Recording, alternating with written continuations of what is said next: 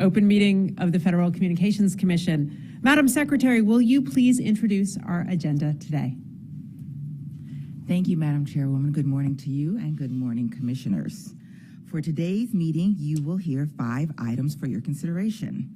First, you will consider a notice of proposed rulemaking that would take the step in the Commission's efforts to promote equal access to broadband by seeking comment on potential rules to address digital discrimination of access to broadband, consistent with Congress' direction in the Infrastructure Investment and Jobs Act. Second, you will consider a notice of proposed rulemaking seeking comment on changes to the Commission's rules, policies, or practices to facilitate the acceptance for filing of satellite and earth station applications under Part 25 to help Commission processing stay apace with the number of innovation satellite applications in the new space age.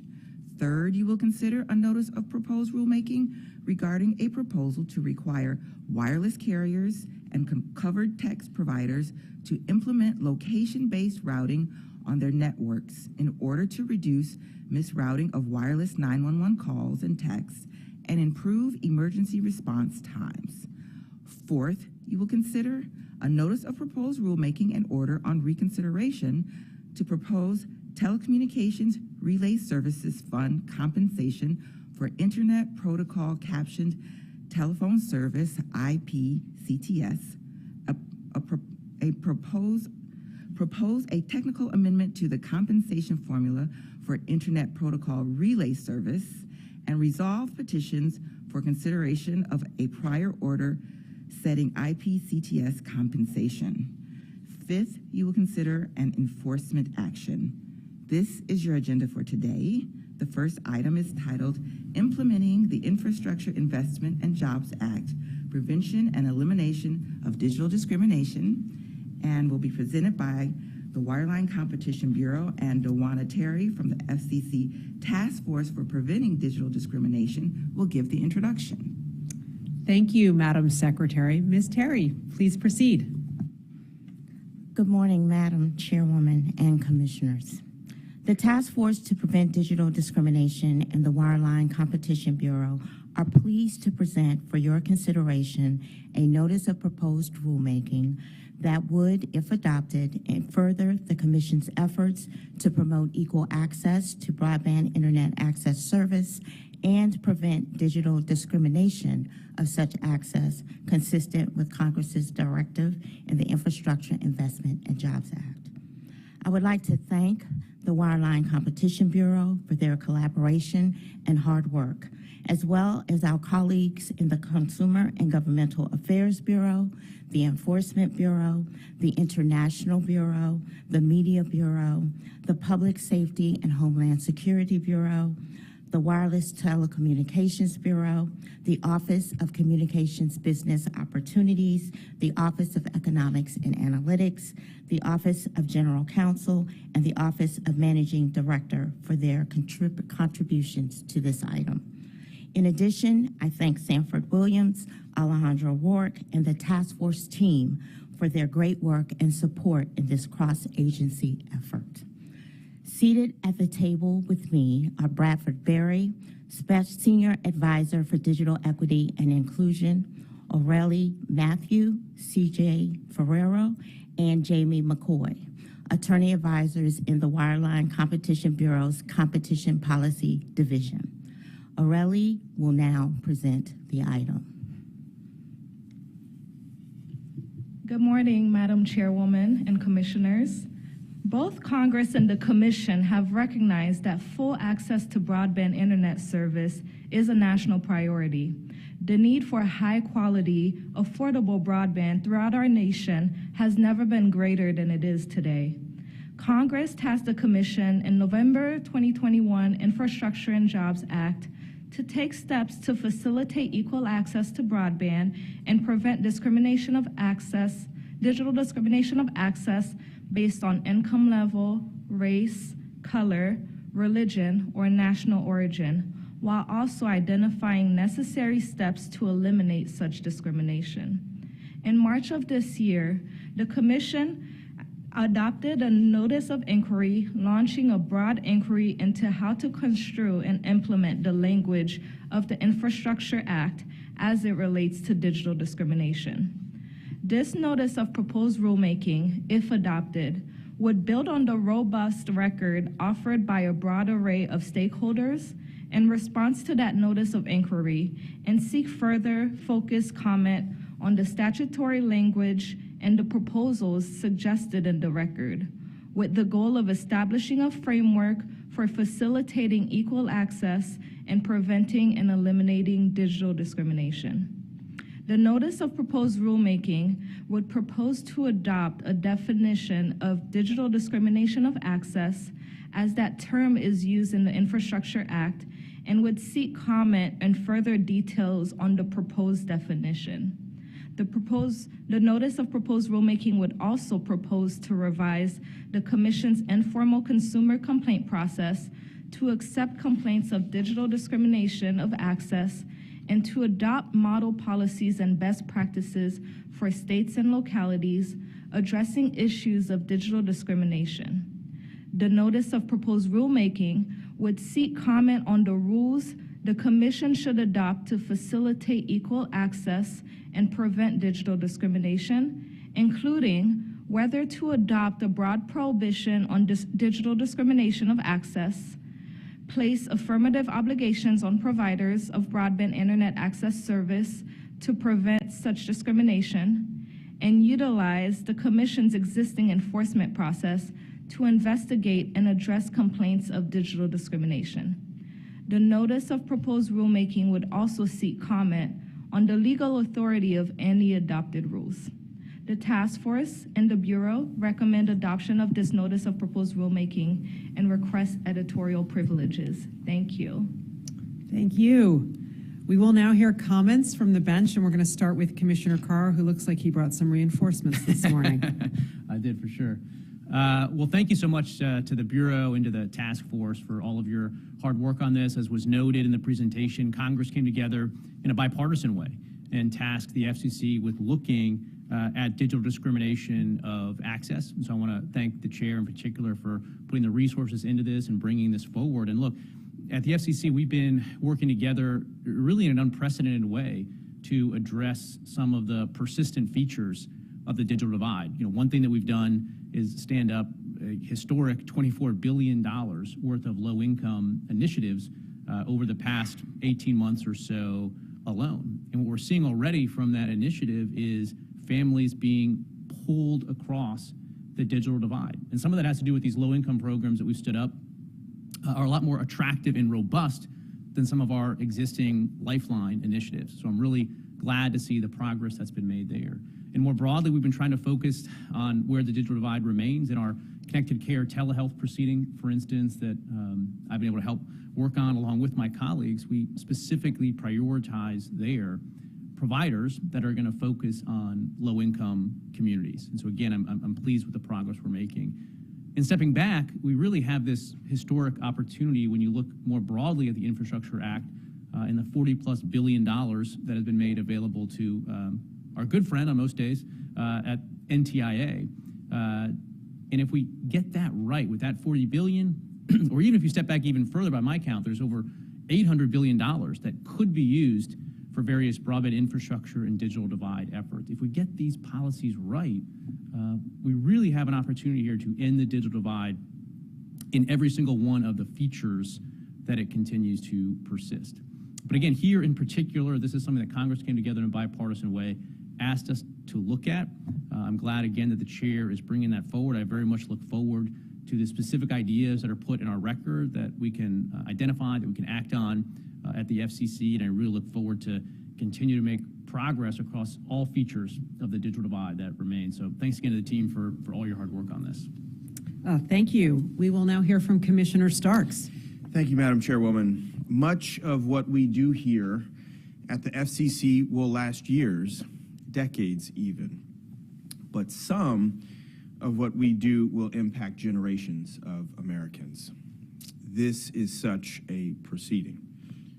Eradicating digital discrimination is not just a promise for today, it's also a guarantee for a more just and equitable future for tomorrow. So that's why I am truly thrilled to see on a bipartisan basis that we've been able to work together in support of this deeply important goal. With this NPRM, we move one step closer to completing not only our statutory obligation, but truly our moral obligation to facilitate equal access to broadband and prevent digital discrimination. Let's talk about where we've come, where we're headed. The record developed under the 2022 Notice of Inquiry helped define the scope of the work here before the Commission. The next step is what we do here today, and that is to seek key questions that will shape our future solutions. How do we define digital discrimination of access? What services and entities should be covered under our rules? What practices and policies should be prohibited? In posing these and other questions, Commission staff have done an excellent job, inviting us to consider all possible proposals while also putting the public on notice that we continue to move forward, because progress here is important. Past claims that there was just no business case to deploy services in certain communities are just that. They are stuck now in the past, thanks to the Affordable Connectivity Program and the proven evidence that we've seen that consumers will sign up for broadband if you make a quality service available and put in the effort to reach them. I look forward to the digital future that we all deserve, the one where no community struggles to find basic connectivity while others pass them by with constant service upgrades. So I do thank the chair, as well as my colleagues, for this item here. There are a couple things that I want to highlight that were suggested edits by my team and me. First, that is beginning well before Congress directed this inquiry. The Commission has long worked to ensure that regulated entities deliver their services in a non-discriminatory manner. This context here is truly important. I appreciate that the item now makes the effort to harmonize our work in this proceeding with that larger, broader framework for ensuring universal service and reasonable access to communications technology for all. Second, the item now seeks additional input on something that is near and dear to me, and that is enforcement. Our rules need to achieve multiple goals. We must be able to identify digital discrimination where it is, eliminate it where it is happening, and prevent it from occurring going forward. As a former enforcement official at the Department of Justice and, of course, at the FCC's Enforcement Bureau, one of the biggest questions in my mind for this item is what remedies should be at our disposal. I want to make sure that we develop a robust record on this point in particular. Finally, the item now seeks additional comment on potential reporting requirements or information that providers should be submitting to us. How can we use that information to prevent further digital discrimination and ensure compliance? We need to consider how data is going to inform our statutory duties here. To close, input from all stakeholders is imperative here. I urge all interested parties to continue to engage with all of us here, engage with the FCC staff to help us make these right policy decisions to protect Americans. I thank truly the fantastic work by the staff here today. It has my strong support. Thank you. And we will now hear from Commissioner Symington, who will be joining us from afar, so he is the voice from above today. Thank you. I'm happy to support this item. It asks the right questions and will hopefully lead to a robust record that will help us craft final rules that do not adversely affect broadband availability or affordability. Thanks. Thank you. You know, if you open up the Communications Act, on the very first page, you will find that Congress tasked the Federal Communications Commission with making communications available to all the people of the United States without discrimination on the basis of race, color, religion, national origin, or sex. Now, despite that soaring language, we know there has long been a digital divide in this country. We know because too many people in too many places do not have the broadband connections they need to participate in modern civic and commercial life. Plus, the pandemic brought home just how important those connections are for everyone everywhere, and that we have work to do to reach those who are still unconnected, underserved, and overlooked. That is one of the driving forces behind the bipartisan infrastructure law and its historic $65 billion investment in broadband. This effort includes, of course, the Affordable Connectivity Program that is now helping more than 15 million low-income households afford broadband all across the country. But Congress knew that more was needed, and dollars alone are not enough to do the job. That is why Section 6506 of the bipartisan infrastructure law directs the FCC to work to ensure that all of us benefit from equal access to broadband.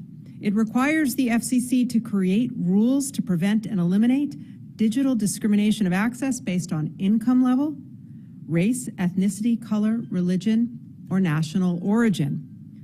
The urgency here may be new, but that language really is not. Look closely. It echoes the command right at the beginning of the Communications Act. But Congress has made it clear that we need to give it new meaning at this moment. And this won't be easy, but we are committed to doing it right. And getting it right means thinking about these issues in a new way. So here's what we've done so far. We created the Task Force to Prevent Digital Discrimination, which is leading our outreach on this proceeding and related issues. We also rechartered the Communications Equity and Diversity Council and broadened its lens, looking beyond media to explore diversity and equity across the broader technology and communications sector. And in every FCC rulemaking, we now seek comment on how the rulemaking may impact diversity, equity, inclusion, and accessibility. So that brings us to the task at hand, issuing rules to prevent and eliminate digital discrimination. We started this process with a notice of inquiry seeking comment on key terms in the statute like digital discrimination, equal access, and technical and economic feasibility, in order to hear from the public about just how we should interpret them. We followed up with a series of listening sessions with stakeholders led by our Task Force to Prevent Digital Discrimination so we could hear from affected communities, people fighting digital discrimination on the ground, as well as experiences with industry. Because the only way we are going to create rules that prevent and eliminate digital discrimination is by hearing from everyone who has a role to play, including state, local, and tribal governments, public interest advocates, and providers. Today, we move forward with a notice of proposed rulemaking, and this document, of course, builds on all of those earlier efforts. That means we now seek more targeted comment on how to define digital discrimination.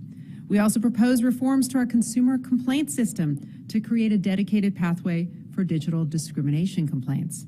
And we propose to adopt the model policies and best practices for states and localities that our Communications Equity and Diversity Council recently adopted. So getting to final rules next year will require more engagement, more collaboration, and frankly, just more work. The input we have received so far from stakeholders is an awfully good start. But to get this right, we still need more input and ideas because we can't reach our goal of connecting everyone everywhere unless we eliminate digital discrimination. So let's get to it. All right, lots of thank yous to the staff across the agency who worked on this effort, including Bradford Berry, Emily Kaditz, Kelly Coker, Matthew Collins, Rashawn Duvall, Lisa Edwards, Connor Ferraro, Jesse Goodwin, Jody Griffin, Trent Harkrader, Heather Hendrickson, Ariel Mathieu, Jamie McCoy, Kiara Ortiz, and Haley Steffen from the Wireline Competition Bureau, Alejandro Roark, Samantha Steen, Duana Terry, and Sanford Williams from the Task Force to Prevent Digital Discrimination, Monica DeLong, Garnet Hanley, Susanna Larson, John Lockwood, Jessica Quinley, Joel Tabenblot, Matthew Warner, and Marcia Younger from the Wireless Telecommunications Bureau, Ed Bartholomew, Diane Burstein, James Brown, Ediel Kasparalta, Daryl Cooper, Barbara Esbin, Aaron Garza, Bambi Kraus, Sayuri Rajapowski, Suzanne Singleton, and Kimberly Wild from the Consumer and Governmental Affairs Bureau, Loyani Gall, Lisa Griffin, David Marks, Rosemary McHenry, Lisa Sachs, and Ashley Tyson from the Enforcement Bureau, Hillary DeNigro, Evan Morris, and Holly Sauer from the Media Bureau, Ken Carlberg, Scott Cinnamon, Deborah Jordan, Nicole McGinnis, and Zenji Nakahawa from the Public Safety and Homeland Security Bureau. It keeps going. Kara Grayer, Maura McGowan, and Joy Ragsdale from the Office of Communications Business Opportunities, Mark Azik, Patrick Brogran, Johanna Fisher, Eugene Kiselev, Julia McHenry, Eric Ralph, Michelle Schlater, Marcy Wakala from the Office of Economics and Analytics, Marlena Barzilai, Terry Kavanaugh, Jacob Lewis, Richard Mallon, Linda Oliver, Karen Onigi, William Richardson, William Scher, and Elliot Tarloff from the Office of General Counsel, and Thomas Buckley, Daniel Daly, Celia Lewis, Mark Stevens, Sarah Stone, and Kara Voth from the Office of Managing Director. And that is a lot of people making a lot of efforts. We will now proceed to a vote on the item. Commissioner Carr. Well, first, I want to echo those thanks, and Brad Berry in particular. Very little known arcane fact, but I played in the same softball team with Brad Berry over 30 years ago. And I'll let you try to figure out how that is impossible that happened, but that is a true fact. But as to this item, I vote to approve. All right. With commentary. Commissioner Starks. Approve. Commissioner Symington. Approve. And the chair votes aye. The item is adopted with editorial privileges as requested. Madam Secretary, please announce the next item on today's agenda. Madam Chairwoman and Commissioners, item 2 on your agenda is titled Expediting Initial Processing of Satellite and Earth Station Applications, Space Innovation, and will be presented by the International Bureau. Troy Tanner, Deputy Chief of the Bureau, will give the introduction. Thank you, Madam Secretary. Mr. Tanner, please go ahead and proceed. Good morning, Madam Chairwoman and Commissioners. I'm pleased to be here today to introduce, as part of the Commission's Space Innovative Initiative, a streamlining proposal to accelerate the review of satellite space and Earth station applications.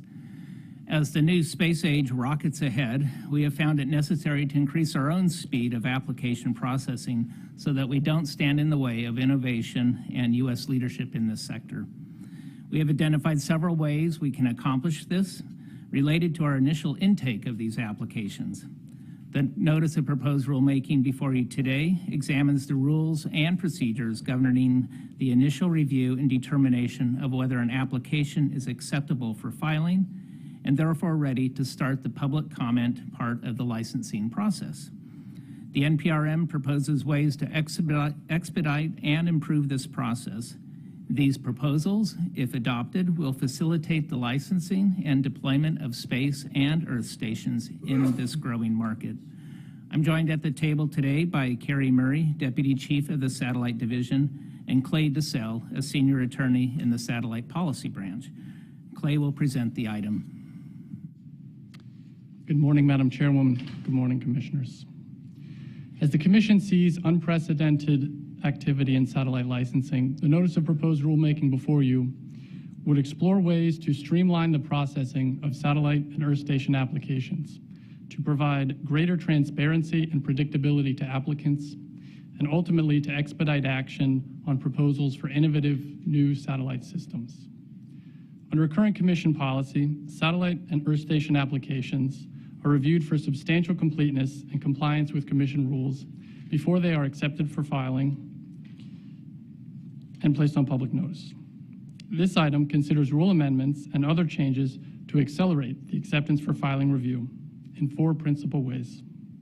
First, the item proposes to remove a procedural rule that formally prevents consideration of satellite applications requesting waiver of the table of frequency allocations to operate in a frequency band without a corresponding international allocation.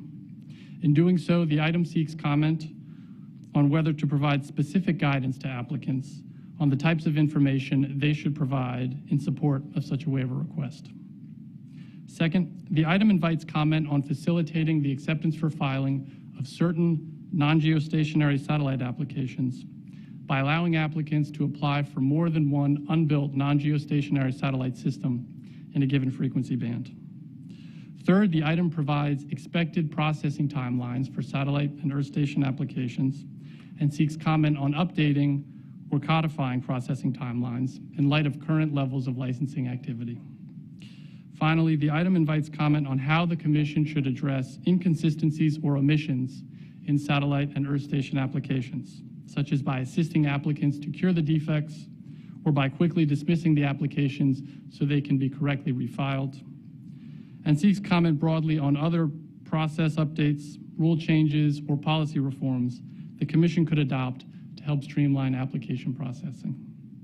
In order to seek public comment on ways to expedite the processing of satellite and earth station applications, the Bureau recommends adoption of this notice of proposed rulemaking and requests editorial privileges for technical and conforming edits. Thank you. We will now hear comments from the bench. Commissioner Carr. Thanks so much to the team for their work. I think it's really heartening to see all the interest and ideas are being generated to help ensure that the FCC continues to accelerate its review of various satellite applications. I think it's going to be vital to ensuring that America gets to extend its leadership in space. In fact, earlier this month, there was a really good bipartisan bill introduced in the House by Chairman Pallone, Ranking Member McMorris Rogers, that would do exactly that in terms of help accelerate U.S. leadership. There's a lot of really good ideas in their legislation, including shot clocks and deemed granted provisions. I think a lot of what we're looking at here in our proceeding can build off of and really use the ideas in that bipartisan legislation as a guiding star as we look to land this proceeding to an order. I look forward to the record that develops and tracking a lot of those good ideas. So thanks. Commissioner Starks. There we go. Thank you, Madam Chairwoman. As I've said before, we're in a golden era of commercial space. U.S. companies are leading the way. They're fueling discovery and innovation around the world and beyond it while creating thousands of American jobs, including manufacturing jobs right here at home. With so many countries seeking to enter that space race, we need to keep momentum going here in the U.S. That means finding new ways for government to keep pace with what clearly is one of the most dynamic sectors in our technological future. One way to speed things up is to reduce how long it takes to accept applications for filing. And so I'm proud to support this NPRM. In recent years, we've seen an unprecedented number of satellite and Earth station applications, many of them containing novel proposals, operators who want to launch mega constellations, deploy Earth stations in motion, push the envelope on remote sensing missions. They want to relay data to other satellite networks, explore in-space service, assembly, manufacturing opportunities. So much is going on. Some in the industry are working on interoperable user antennas, beaming satellite connectivity straight to your smartphone, democratizing access to the space economy by selling space infrastructure as a service. Needless to say, our existing rules weren't built with all of this in mind. The NPRM suggests that our requirements for filing acceptability may be delaying in the processing of these applications. If that's so, we must fix the problem. Applications that show promise still deserve our full consideration on the merits, even if they propose something new that challenges the old playbook. So I'm pleased that the chairwoman and my colleagues also supported a couple of edits that I suggested. We should streamline processing for any reasonable application that poses no harm, whether it proposes only to receive signals or whether it includes a transmission component as well. Furthermore, we should require applicants to support their claims of non-interference. We shouldn't impose an unreasonably high evidentiary bar just to begin processing the application. That could otherwise deter those strong applications, especially from smaller operators. Instead, we should rely on petitions, comments, and other pleadings to help draw out information about the viability of those proposals. This is the regulatory process in action. Thank you to the Bureau for their hard work on this item. It has my support. Commissioner Symington. Thank you, Madam Chairwoman. I'm pleased to approve today's notice, which will facilitate and streamline satellite and Earth station applications to more readily accommodate the ever-increasing volume of these applications as the satellite service sector grows. These proposed changes open a dialogue about how to best accommodate providers' business plans without running foul of international authorizations. It also allows the Commission to revisit some of its rules to ensure that they're responsive to the rapidly evolving marketplace for satellite services. I'd like to thank the staff of the International Bureau for their very hard work on this important item. It has my support. Thank you, Commissioners. Telstar 1 was launched into orbit in 1962. It was the world's first communications satellite. It ushered in a new era of connectivity and demonstrated that the Federal Communications Commission's policies could support privately sponsored spacefaring missions. This was big and a sign in our skies of what was to come. Because the tremendous growth in the space economy we see right now is also fueled by commercial activity. Space is no longer just the province of our political superpowers. In fact, continued United States leadership in the emerging space economy requires thoughtful collaboration between the public and private sector. In particular, it requires this agency to update its policies to support the expanding range of commercial opportunities in our higher altitudes. In other words, the new space age needs new rules. And if you want further evidence, consider the number of applications for satellites and gateway Earth stations before us. It's never been higher. They're also a whole lot more complex. On top of that, we are seeing new applications for novel space activities like lunar landers, space tugs that can deploy other satellites, and space antenna farms that relay communications. In fact, the way that constellations are designed, satellites are manufactured, launches are organized, and even how systems are upgraded and replaced, they're all being redesigned and reimagined. But the organizational structures at the agency have not kept pace as the applications and proceedings before this agency have multiplied. And you can't keep just doing things the same old way and expect to lead in the new. That's why last month I launched an effort to create a new space bureau. This reimagined bureau will help support our leadership in the emerging space economy, promote long-term technical capacity to address satellite policies, and improve our coordination with other agencies here at home and abroad. But reorganization is just one tool among many that we are using to drive transformational change. Across the board, we're looking at ways to update our rules, increase staff working on these matters, and speed up the satellite licensing process. So you know our efforts are already yielding results. In fact, in the past 6 months, we've reduced our Earth Station application backlog by more than 20%. And the rulemaking we start today will help us build on that kind of momentum. In it, we propose to change the way we process space station and Earth Station applications. Right now, when we receive them, they're supposed to go on public notice to begin building a record about what has been proposed. But too many applications get bogged down before this critical first step. So we ask about ways to speed up this process and get applications on public notice sooner. We also seek comment on rule changes that would reduce the need for waivers that slow down and complicate review. In addition, we ask about timelines for both satellite and Earth Station applications and a whole bunch of other ways just to streamline our processing. This is just one part of the licensing process, to be clear, but it really matters, because keeping our rules and our structures at this agency current is how we are going to support United States leadership in the growing space economy. And on that score, I also want to thank Chairman Pallone and Ranking Member McMorris-Rogers for their leadership on these matters through their bipartisan legislation. Working together, I know we can foster more of the kind of boundary-breaking innovation that made Telstar One possible 6 decades ago. And with that, I want to thank the staff who have made this latest entry in our space innovation agenda possible, including Clay Bissell, Jennifer Gilsonan, Neshe Gondelsberger, Carl Kenziger, Carrie Murray, Tom Sullivan, Troy Tanner, and Marissa Velez from the International Bureau. Deborah Broderson, Dave Konskal, and William Richardson from the Office of General Counsel, Liselle Himmelberger and Marilyn Simon, Don Stockdale, Emily Talaga, and Alex Yankovich from the Office of Economics and Analytics. Thank you to all of them, and we will proceed with the vote on the item. Commissioner Carr. Approve. Commissioner Starks. Approve. Commissioner Symington. Approve. And the chair votes aye. The item is adopted with editorial privileges as requested. Madam Secretary, please announce the next item on today's agenda. Madam Chairwoman and Commissioners, item 3 on your agenda is titled Location-Based Routing for Wireless 911 Calls and will be presented by the Public Safety and Homeland Security Bureau. John Evanoff, Chief of the Policy and Licensing Division, will give the introduction. Thank you, Madam Secretary. Mr. Evanoff, please proceed. Good morning, Chairwoman Rosenworcel and Commissioners.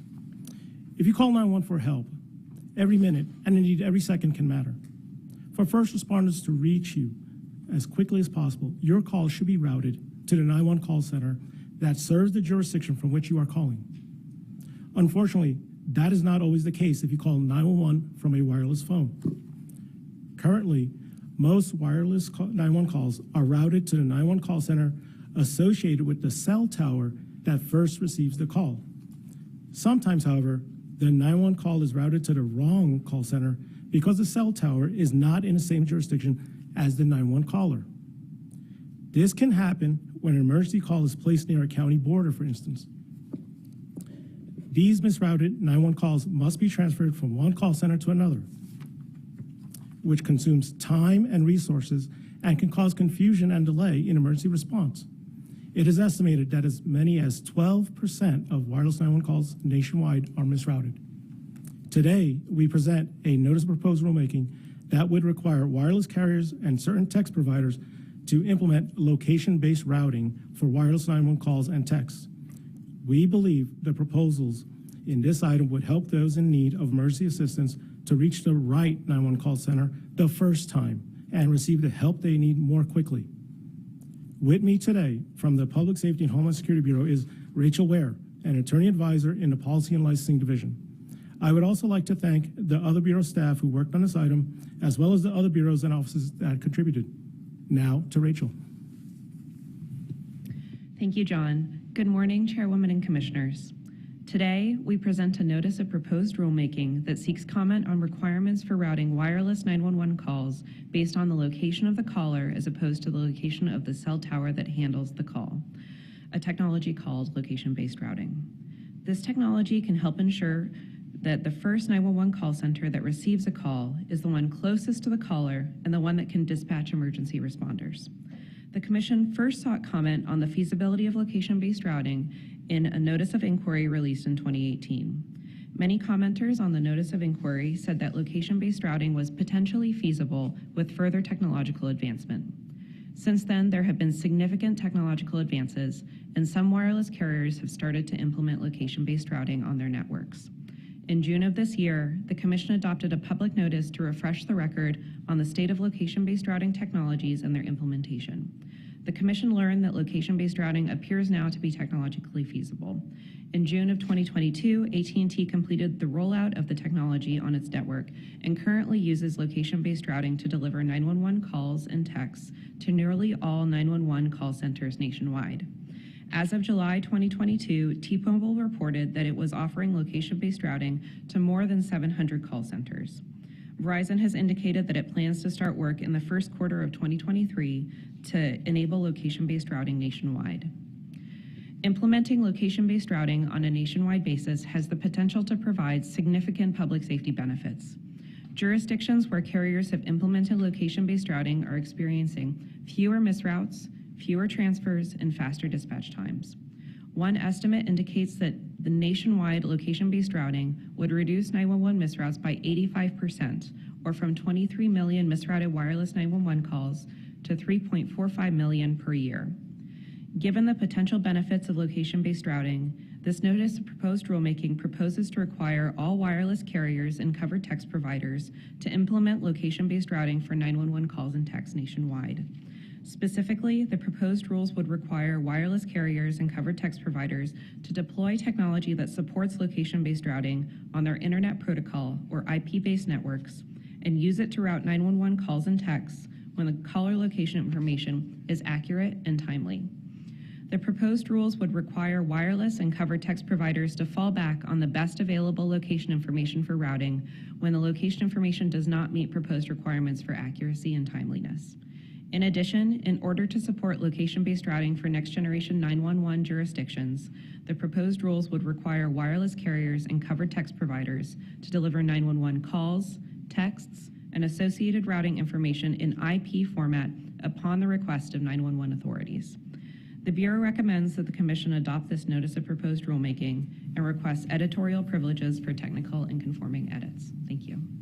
Thank you. We will now hear comments from the bench. Commissioner Carr. Thanks. Just over a year ago, I had the chance to visit the 911 call center in Fayetteville, Arkansas. That's where I met with Kathy, the dispatch director. And as she gave me a tour of the 911 call center there that night, introduced me to some of the call takers, she noted that they get about 40,000 calls a year for help at that one facility alone. And For anyone that has spent time at a 911 call center, which is definitely all of my FCC colleagues, any one of them can tell you that there really isn't a lot of downtime at these call centers. The phone is always going off. Well, flash forward, and Kathy, the woman I met that night, ended up filing a comment in our proceeding here.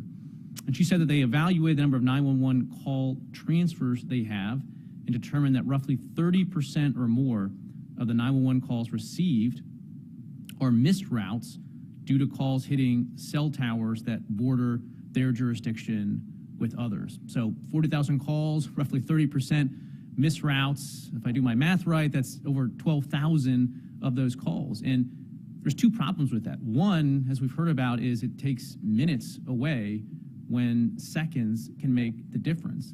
And again, given the high call volume at a lot of these small call centers, it's taking up resources in two different 911 call centers that we don't need to have. And so I'm very much supportive of the chairwoman in bringing forward an item that could look to some technology solutions to help end, or at least make a big dent in those cell tower-based misroutes. In fact, Kathy ended her comment addressing this by saying making this available, this type of technology, nationwide would most definitely make a huge impact in our communities and save lives. And I think Kathy's right. And so I'm really glad that we're moving forward with this proceeding, and I hope that we do so in a way that's going to support our 911 call takers that are, truly the voices of hope in times of darkness. So thank you. Thank you. Commissioner Starks. Yes, thank you, Madam Chairwoman. Improving access to 911 stands out as one of our most important responsibilities at the Commission.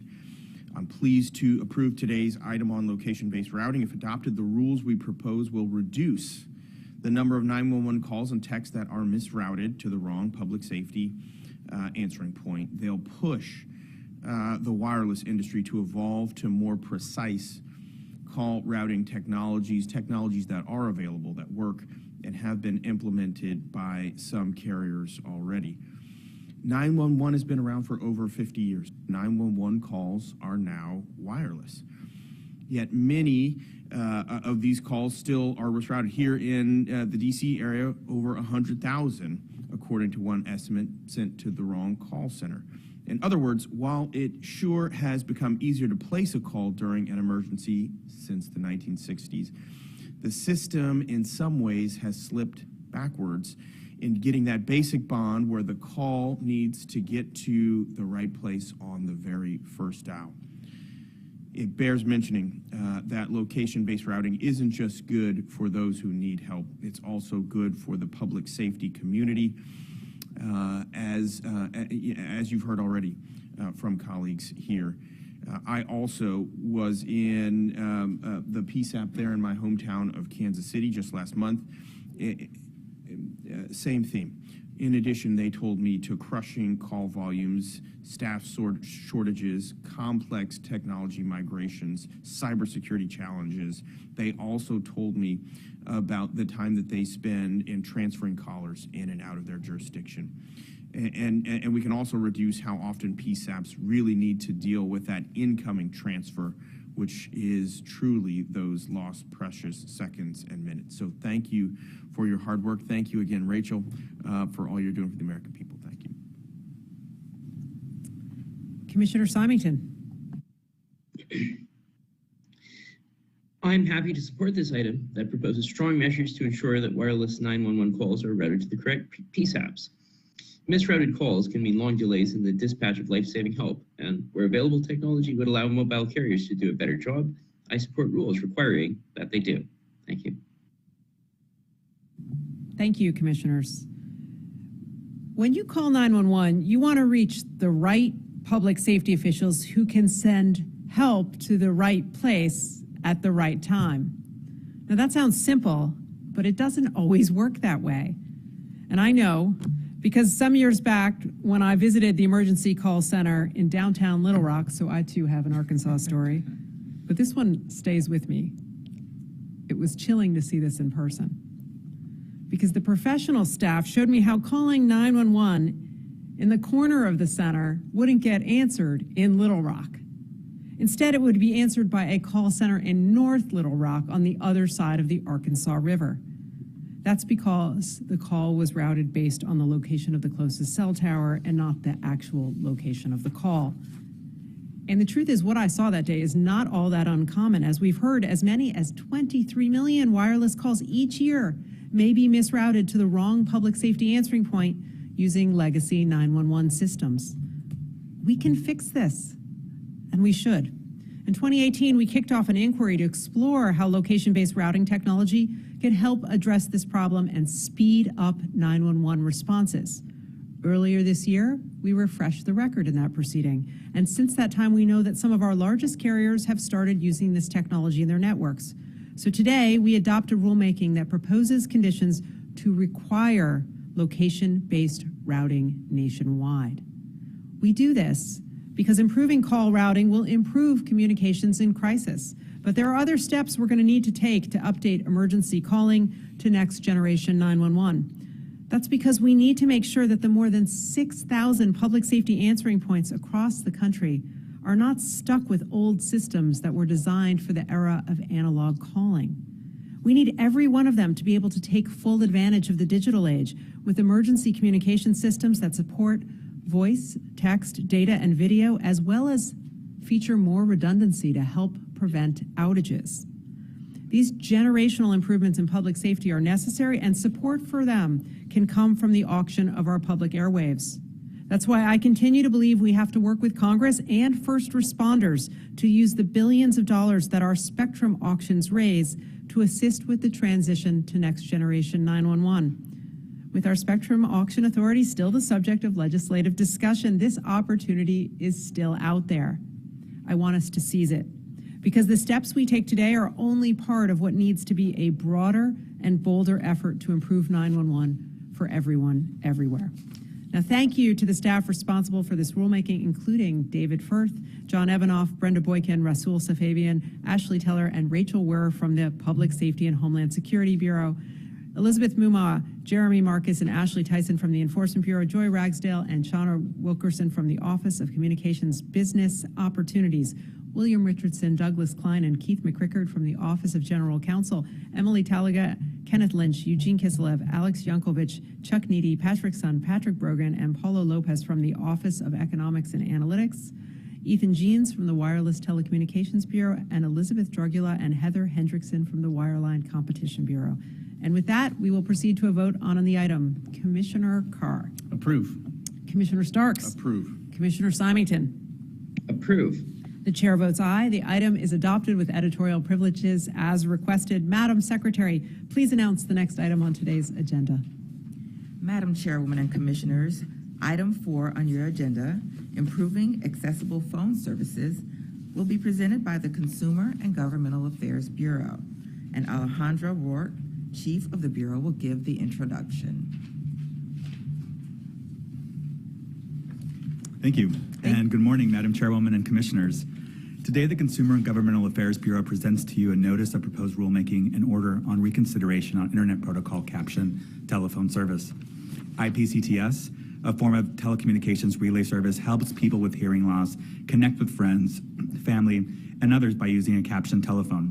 If adopted, the item would seek comment on proposal to strengthen TRS fund support for IPCTS by modifying the compensation methodology for the service. The item also includes a proposed technical amendment to the Commission's rules on TRS fund support for Internet Protocol Relay Service. And I would like to really take this moment to thank the Consumer and Governmental Affairs staff for their hard work on this item. I'd also love to thank the Office of Economics and Analytics, the Office of General Counsel, the Office of Managing Director, and the Office of Communications Business Opportunities for their contributions to this item. Joining me today at the table is Diane Burstein, CGB Deputy Bureau Chief, Elliot Greenwald, Deputy Chief of the Disability Rights Office, and Michael Scott, Attorney Advisor in the Disability Rights Office. Happy to turn the time over to Mike to present the item. Thank you. And good morning, Madam Chairwoman and Commissioners. I am pleased to present this draft notice of proposed rulemaking and order on reconsideration. The item before you proposes to modify the methodology for setting compensation for Internet Protocol Captioned Telephone Service, or IPCTS. This service enables a person who can speak but who has difficulty hearing over the telephone to simultaneously listen to a telephone caller and read captions of what the caller is saying. IPCTS is entirely supported by the Interstate TRS Fund. Until recently, telephone captions for this service were produced by communications assistants, typically with the help of automatic speech recognition technologies, or ASR. In 2018, the Commission also authorized TRS fund support for the provision of IPCTS on a fully automatic basis, using only ASR to generate captions. The current compensation plan, based on average cost, applies the same permanent compensation formula to IPCTS, regardless of the captioning methods used. The notice of proposed rulemaking would seek comment on the proposed new 3-year compensation plan for IPCTS based on average cost for the period from July 1, 2023 through June 30th, 2026. Under this proposal, IPCTS providers would be compensated in different amounts depending on whether captioning for a telephone call is provided using ASR or with the help of a communications assistant. While fund-supported research has found that ASR-only captioning is faster and often more accurate, there is also research indicating that CA-assisted captioning may be better for some categories of telephone calls. Pending further exploration of these service quality matters, the item would propose separate cost-based formulas for each service mode so that providers are not incentivized to favor one service mode over the other based on compensation considerations.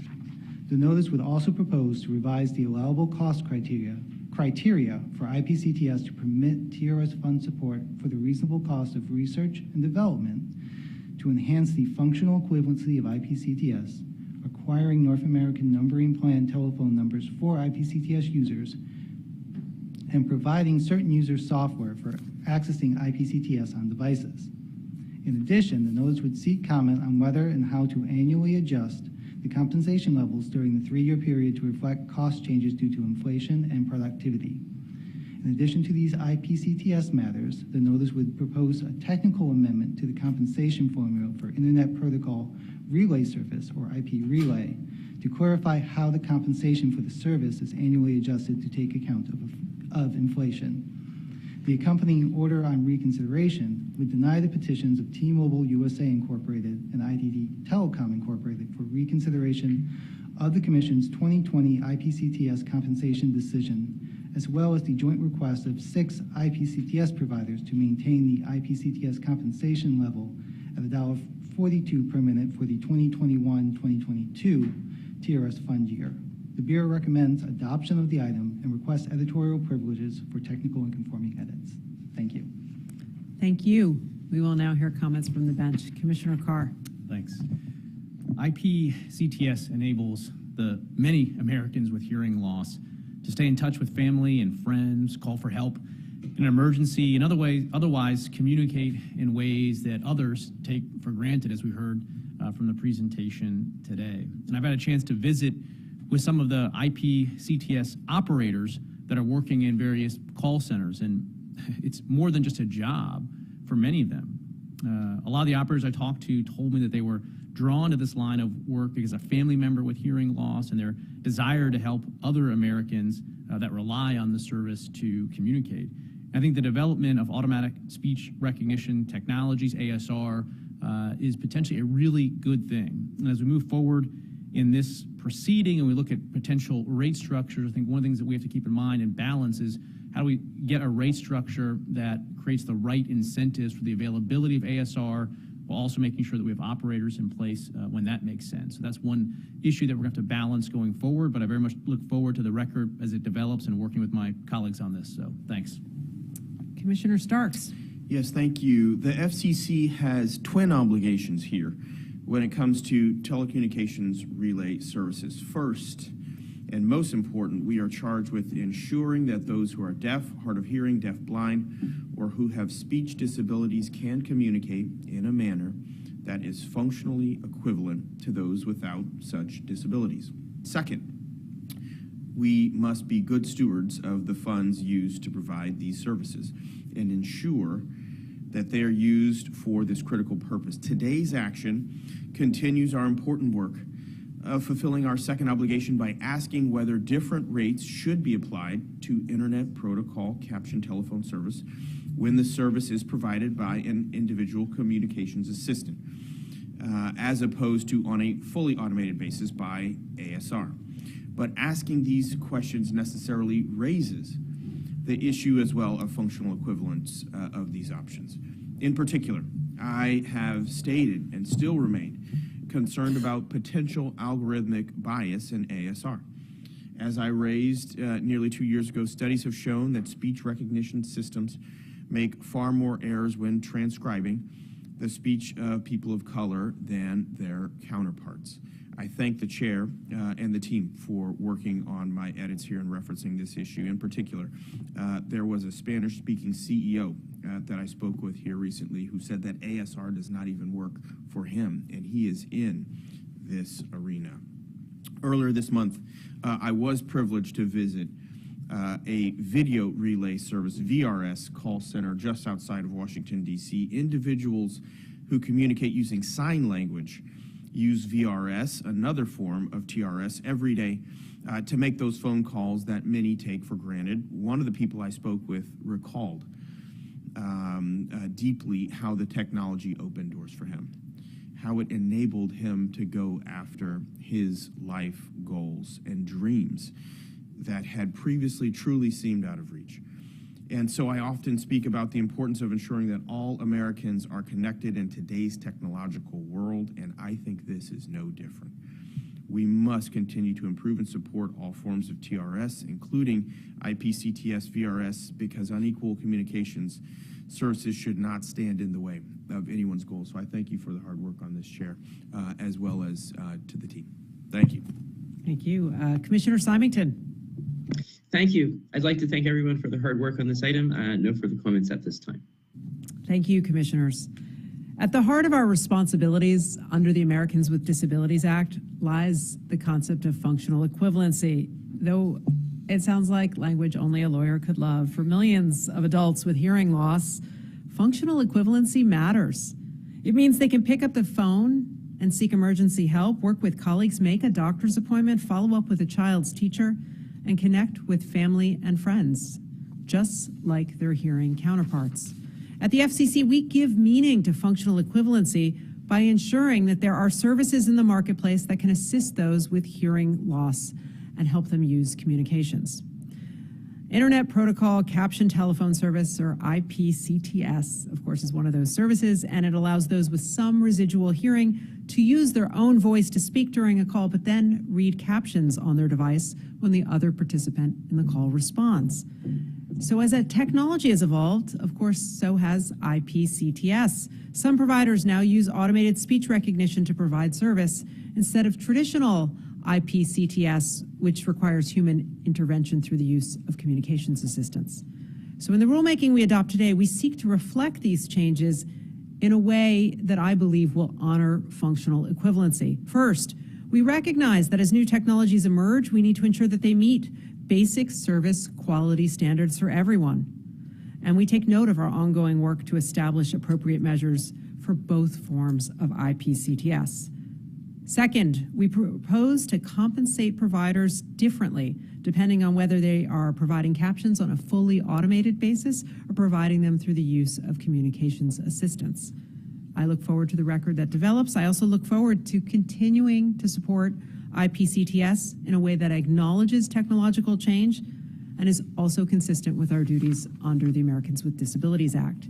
So thank you to those responsible for this effort, including Diane Burstein, Ediel Casperalta, Elliot Greenwald, Josh Mendelson, Ike Offabike, Alejandro Roark, Michael Scott, Ross Slutsky, and Dana Warwick from the Consumer and Governmental Affairs Bureau, Kara Greer from the Office of Communications Business Opportunities, Terry Kavanaugh, Richard Mallon, and William Richardson from the Office of General Counsel, Susan Lee, Kim Matchich, Michelle Schaefer, Emily Talaga, and Andrew Wise from the Office of Economics of Analytics, and Sumitra Das and Andrew Mullitz from the Office of Managing Director. And with that, we will proceed to a vote on the item. Commissioner Carr. Approve. Commissioner Starks. Approve. Commissioner Symington. Approve. The chair votes aye. The item is adopted with editorial privileges just as requested. Madam Chairwoman and Commissioners, we are going to let you read that line because it's for item 5. I'm just trying to move things along. Madam Chairwoman and Commissioners, item 5 on your agenda is an enforcement action and will be presented by the Enforcement Bureau, and Loyan Igal, Chief of the Bureau, will give the introduction. All right. Thank you, Madam Secretary. I'm just trying to keep it moving today. Because this item is an enforcement action, we're going to switch up the order just slightly, as the Commission has done in past cases that involve a similar presentation at the open meeting. As with all open meeting items, the Bureau circulated this to every one of my colleagues at least 3 weeks ago, but there is a longstanding practice at the agency. We do not publicly disclose pre-decisional matters unless and until the Commission decides to take action. For these types of items, that means the agency formally votes on the item, then here's a brief presentation from the Bureau before proceeding to any statements that commissioners may have. This process ensures that sensitive matters will not be publicly disclosed until the FCC has voted to take action. We are following that precedent here. So we will now proceed directly to a vote on item 5. Commissioner Carr. Approve. Commissioner Starks. Approve. Commissioner Symington. Approve. And the chair votes aye. The item is adopted with editorial privileges if requested. Mr. Egal, please proceed with introducing item 5 on today's agenda. Thank you, Madam Chairwoman, Commissioners. Today's item, a notice of apparent liability for forfeiture against the Cox Jones enterprise, which is comprised of Sumco Panama SA, Sumco Panama USA, Virtual Telecom KFT, Virtual Telecom Inc., Davis Telecom Inc., Geist Telecom LLC, Fugel Telecom LLC, Tech Direct LLC, Moby Telecom LLC, and Posting Express Inc., collectively responsible for making billions of apparently illegal robocalls regarding auto warranties. With me today at the table are Lisa Gelb, Deputy Bureau Chief in the Enforcement Bureau and Chief of Staff, Christy Thompson, Chief of the Telecommunications Consumers Division in the Enforcement Bureau, and Jessica Manuel, an Attorney Advisor in the Telecommunications Consumers Division. The sheer scope of the conduct involved here is astounding, and the NAL follows targeted action that the Enforcement Bureau took earlier this year to disrupt this illegal robocalling operation and the access that its web of domestic and international companies had to the U.S. communications networks. And with that, Jessica will present the item. Thank you, Leon. Good morning, Madam Chairwoman and Commissioners. This notice of apparent liability for forfeiture finds a group of entities in the United States and abroad, which we refer to as the Cox Jones enterprise, apparently liable for making robocalls without obtaining the requisite consent in violation of the Telephone Consumer Protection Act and Commission rules. We also find the enterprise apparently liable for using misleading caller ID in apparent violation of the Truth in Caller ID Act. We propose a forfeiture of $299,997. The Bureau found that between January and March 2021, the Cox Jones enterprise apparently made more than 5 billion robocalls to more than 550 million phones. The calls apparently were made without the requisite consent and without the requisite disclosures, such as providing identifying information and a callback number that would allow call recipients to opt out of future calls. The item also finds that the violations of the Telephone Consumer Protection Act were apparently intentional. The robocalls marketed auto warranties to consumers throughout the United States. The pre-recorded messages encouraged call recipients to follow prompts to speak with the warranty specialist about extending or reinstating their car's warranty. The notice follows action that the Bureau took in July, which directed all U.S.-based voice service providers to take immediate steps to effectively mitigate suspected illegal calls from the Cox Jones enterprise. That order had a direct and significant impact on reducing auto warranty robocalls, according to industry analytics. The Bureau verified 33,333 of these calls for apparent violations of the Telephone Consumer Protection Act, and the proposed fine is based on those verified calls. The notice of apparent liability for forfeiture proposes a base forfeiture of $4,500 per each of the calls that we verified, with an upward adjustment of 100%. The notice of apparent liability for forfeiture also finds that the Cox Jones enterprise apparently violated the Truth in Caller ID Act by unlawfully spoofing the caller ID. The Bureau determined that the Cox Jones enterprise used more than 1 million unique telephone numbers from 297 area codes, apparently to defraud, cause harm, and wrongfully obtain something of value. For these reasons and the additional details laid out in the notice of apparent liability for forfeiture, the Enforcement Bureau appreciates the Commission's adoption of this item and requests the grant of editorial privileges. Thank you. Thank you, Jessica. We will now hear comments from the bench. Commissioner Carr. Thank you so much to the team for your work. Thanks, Jessica, for the presentation as well. I'm glad Loyan is on this. This was a very, very big investigation, and we need to continue to go down these types of paths, obviously given the scourge of robocalls. But thanks to the chair for prioritizing this. We've got a great team on it, so it's got my support. Thanks. Commissioner Starks. Thank you. Well, we've saved the best for last. This is, of course, EB, my favorite of the bureaus. It's a little bias don't there. Yeah, don't tell anybody else. Don't tell anybody else. We all know and agree that robocalls are a scourge, but they've proven extremely difficult to combat. But under the chair's leadership, we've started a number of things that I want to highlight here. That is coordinating across the government and the private sector, joining our expertise and resources to bring down illegal robocalling operations all together. Today's action is an example of how successful this cooperation can be. It was the Ohio Attorney General who brought this matter to our attention.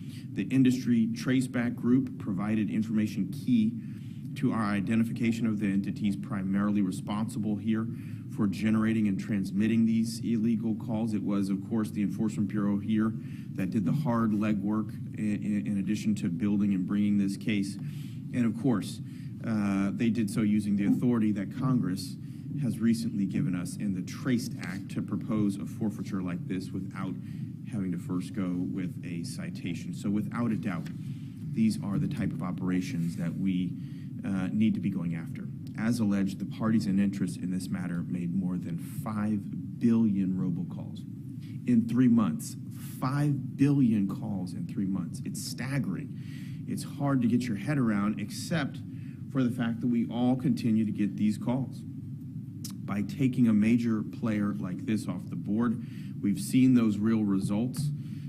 After the 1-2 punch of Ohio filing its suit, the FCC authorizing and directing U.S.-based voice service providers to stop carrying traffic made by or on behalf of the parties here today, the volume of this particular brand of pernicious call that was going out here, auto warranty spam calls, fell an estimated 5 million per day in June of 2022 to just 1 million. That's an 80% reduction. That is a real counterpunch for the American people here. So thanks again to the team, to the chair, to the chief.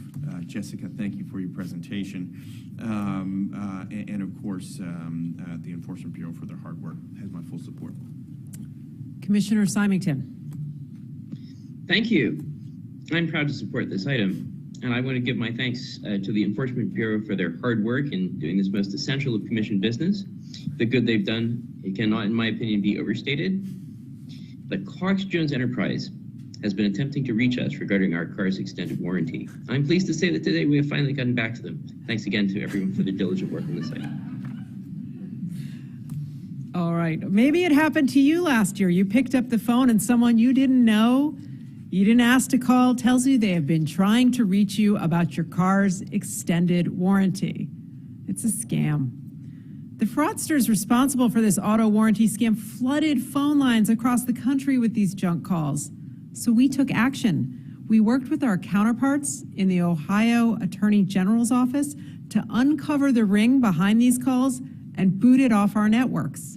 We started by giving all phone companies permission to cut off this traffic, and then followed it up with an order that, for the first time in this agency's history, flat out directed all phone companies to block it.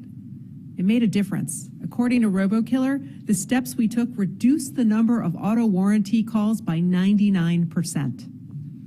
But we're not stopping there, because today we take additional steps to hold responsible those who are behind this scam. We proposed the largest forfeiture in our history, nearly $300 million, against the perpetrators of this complex scheme, which includes entities based in Hungary and Panama. Next, I want us to move to a forfeiture order, and I hope that Congress will give us the authority to go to court and directly collect these fines from these bad actors.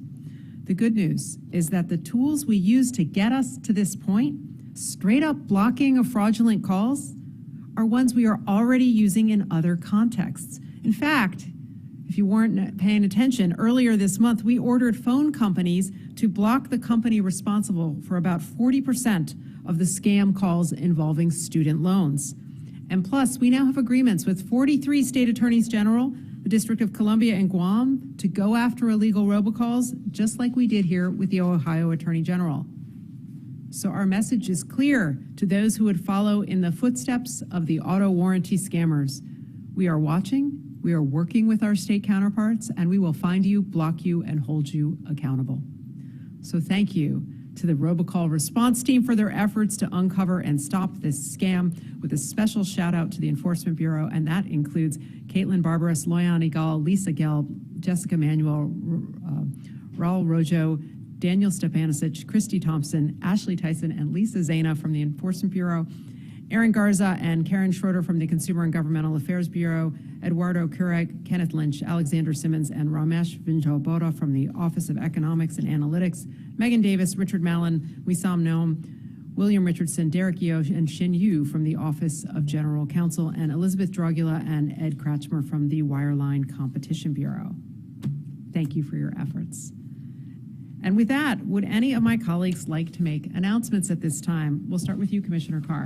Just one for me. I want to say thank you to our fall semester intern, Terry Eisman. He's currently a 2L at GW here in DC, and he did great work for us this fall, including helping us out on the FCC Secure Equipment Act proceeding. I know it can be difficult juggling interning and law school at the same time, but thanks for the work. We appreciate it. Commissioner Starks. Thank you, Madam Chairwoman. Much like Commissioner Carr, except I have three that I want to also say fare thee well to. I'm sad to announce that Adelia Kim, Jade Poorman, and Anisha Dutt, my three fantastic fall interns, have transitioned back to their respective law schools. I wish them Godspeed on those winter finals that I have no doubt are coming, but more than that, really thank them for their fantastic work. We've accomplished a lot in the good number of months, the 4 or so months that they've been able to help me, help my team. I've greatly appreciated their efforts. I'd like to wish these three young women good luck, like I said, and look forward to following them as they continue their illustrious careers, no doubt. And although the internships are ending, they're always a part of Team Starks. Thank you. All right, Commissioner Symington, any announcements? Thank you, not at this time. Okay, well, everyone get comfortable. I got a lot. And we're going to start by doing something that we haven't done before, but hurricane season has come to an end, and we had some rough storms this year, but fewer communications outages than in years past. And while some of that involves Mother Nature, a whole lot of it involves the work of some terrific heroes who work at the agency. So I want to give them a shout out for their work during this past hurricane season. And that starts with Justin Kane, who led the overall response efforts. Also, I want to thank Tim Perrier, Jamie Rivas, Paul Coburn, and John O'Connor, who were deployed to Florida during Hurricane Ian and did a whole lot of spectrum monitoring, as well as Al Nur, who was in Florida at the Regional Response Coordination Center. I also want to thank Sean Cochran, who deployed to Florida during Hurricane Ian and was a part of our spectrum monitoring teams and also was part of our ESF2 coordination for Hurricane Fiona in Puerto Rico.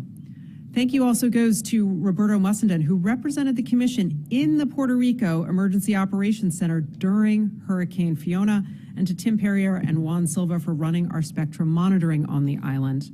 Last but not least, I just want to thank staff across the Commission who augmented our overall response efforts and ensured that we were receiving, processing, and sharing information on a regular basis. And those people are Brian Liu, Michael Califa, Sandra Becken, Sharon Hurd, Tia Cornwell, Joanne Smith, Brittany Stevenson, Rochelle Cohen, Will Wilquist, Michael Snyder, James Pearson, David Wright, Suzanne Barnes, Michael Fletcher, Jonathan Snyder, Corey Wallace, Mark Stednicki, Keith Davis, Fayon Cummings, Michael Evelyn, Jose Feliciano, John Lovins, Jay Smith, and Bill Kang. Thank you all for your work on hurricane communications. Really appreciate it. Again, like I mentioned, it's going to take some time because it's the end of the year, and that is a time when we're going to announce some departures, and we want to make sure that we give our colleagues some due. We'll start with the Enforcement Bureau. Chad Israel joined the FCC in 2001, and he actually has worked at the Enforcement Bureau's Equipment Development Group in Atlanta.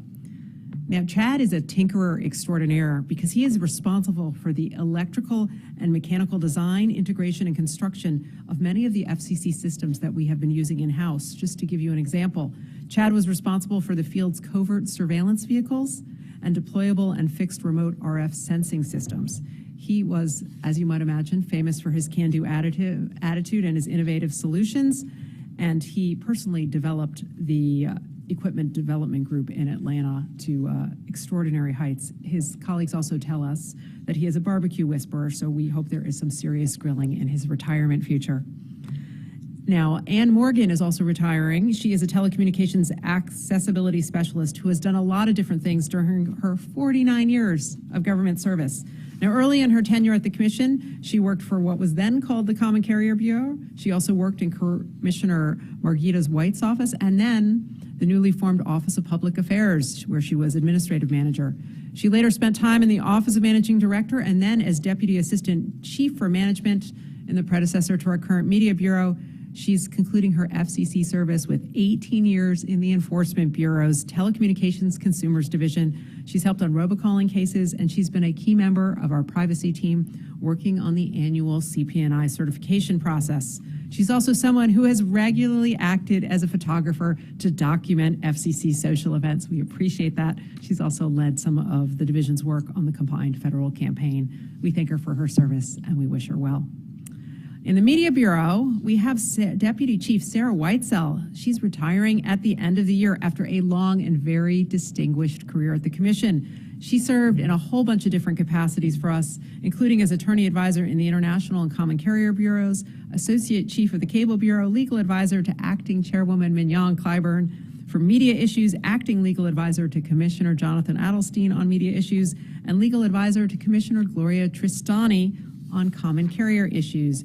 She has a reputation in these halls for encyclopedic knowledge in telecommunications and media, and it's true. Her expertise and leadership is going to be missed. She's a friend to so many people at this agency, so thank you for your tremendous public service career, and we wish you well in your retirement. Next, we're going to move to the Office of Economics and Analytics, where Marilyn Simon has been the go-to economist for so many international bureau issues over the years, especially those relating to satellites.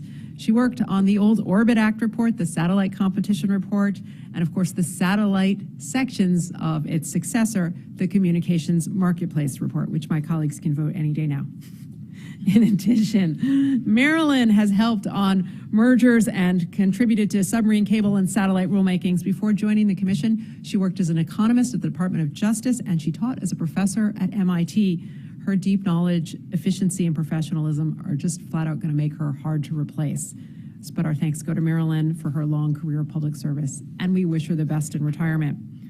In the Office of Economics and Analytics, we're also saying goodbye to Jerry Duval, who's held a whole bunch of different academic and consulting positions in his career. But more importantly, he has had a long and distinguished career at the FCC. He advised FCC Commissioners Ann Jones and Mimi Wayforth Dawson on economic issues.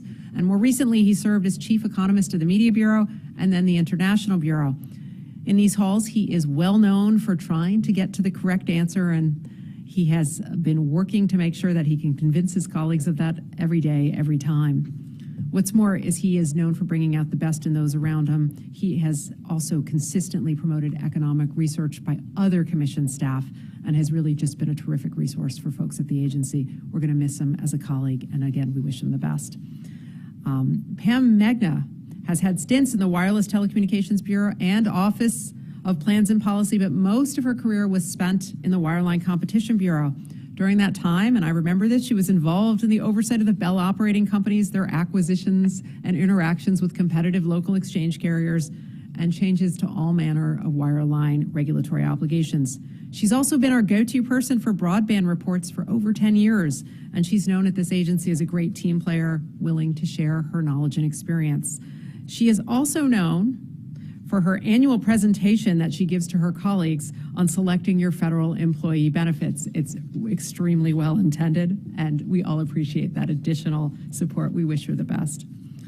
Chuck Needy has been instrumental in the success of the Office of Economics and Analytics. In fact, in that office, he is known as a cost-benefit institution. He has applied a creative approach to cost-benefit analyses that incorporates findings from peer-reviewed research, and his efforts have appeared in all kinds of decisions at the agency.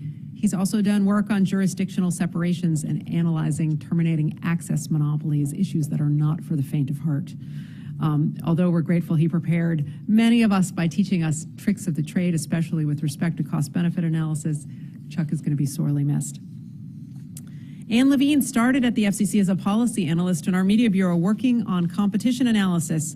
Shortly thereafter, she joined the Office of Strategic Planning, and where she focused on data management.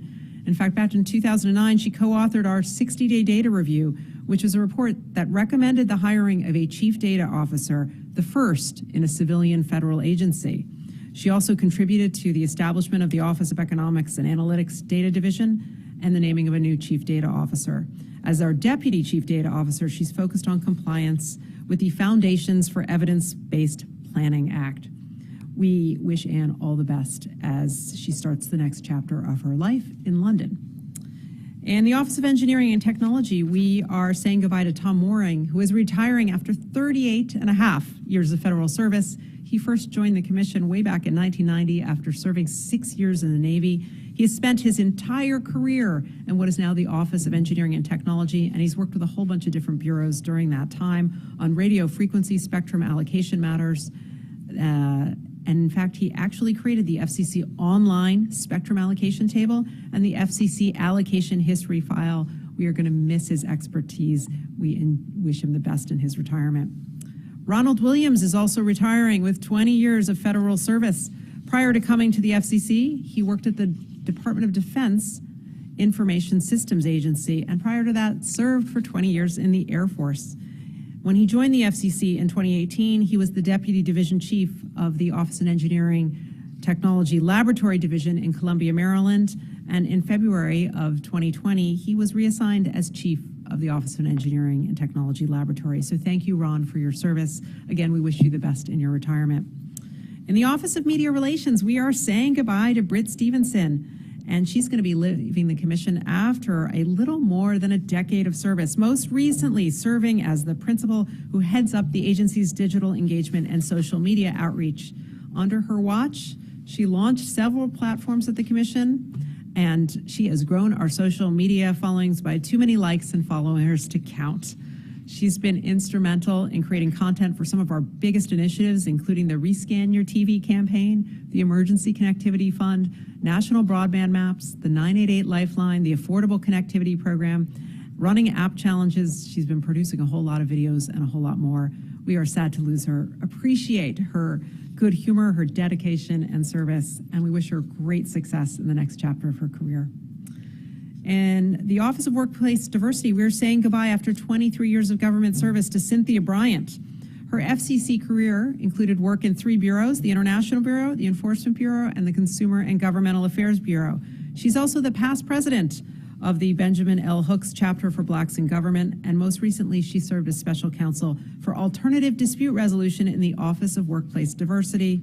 And as she retires, we know that she's made a lot of contributions to a lot of different places in this agency, and we send her our best wishes.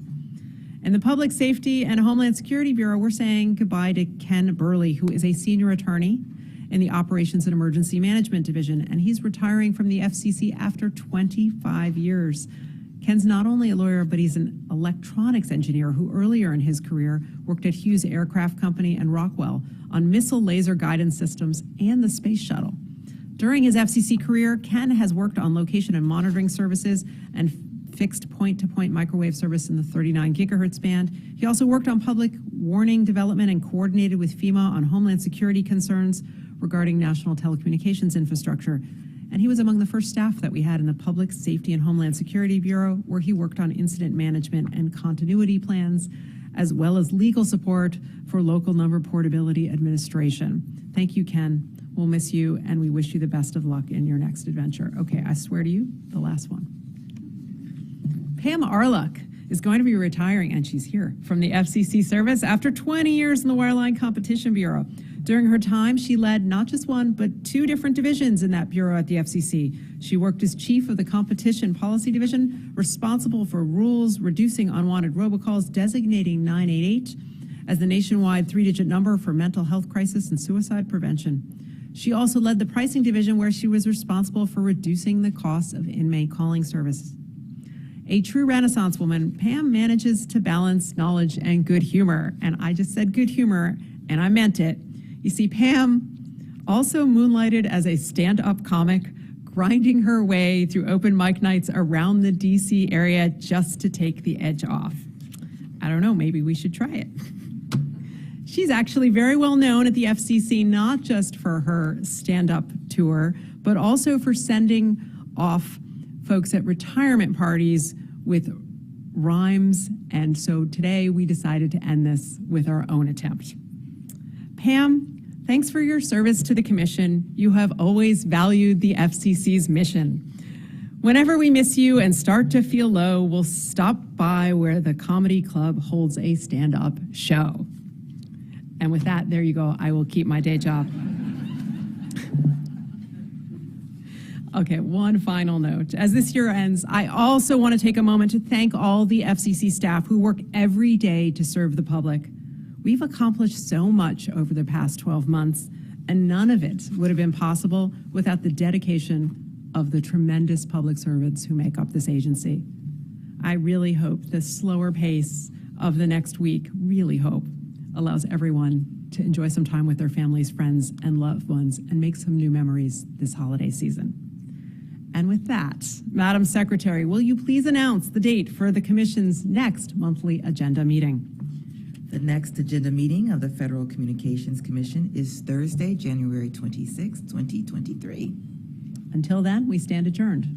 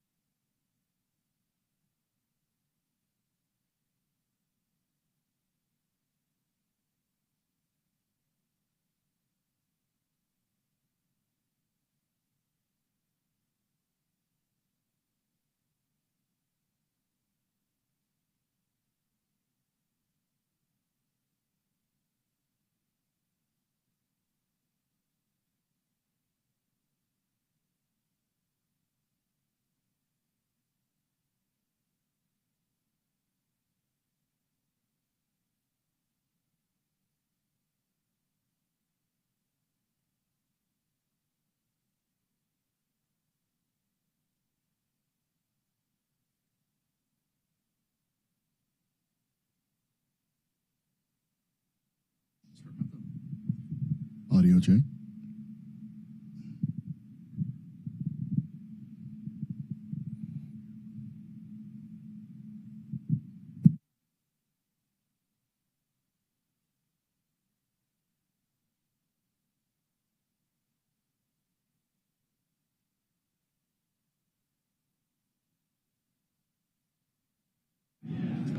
Testing 1, 2. All right.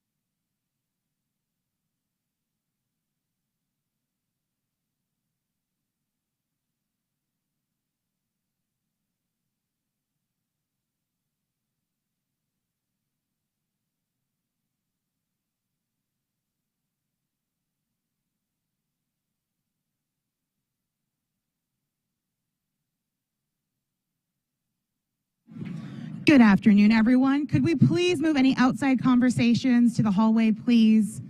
Any outside conversations? Could we please move them to the hallway? We're about to get started with the chairwoman's post-meeting press conference. All right, thanks y'all for taking the temperature down a little bit, volume down a little bit. Hi, welcome everyone to our last post-open meeting press conference. For those who haven't joined us before, the chairwoman will join me after I do this brief introduction. We'll have one question per outlet, and then we will have the Bureau press conference. So with that introduction, Madam Chairwoman, the floor is yours.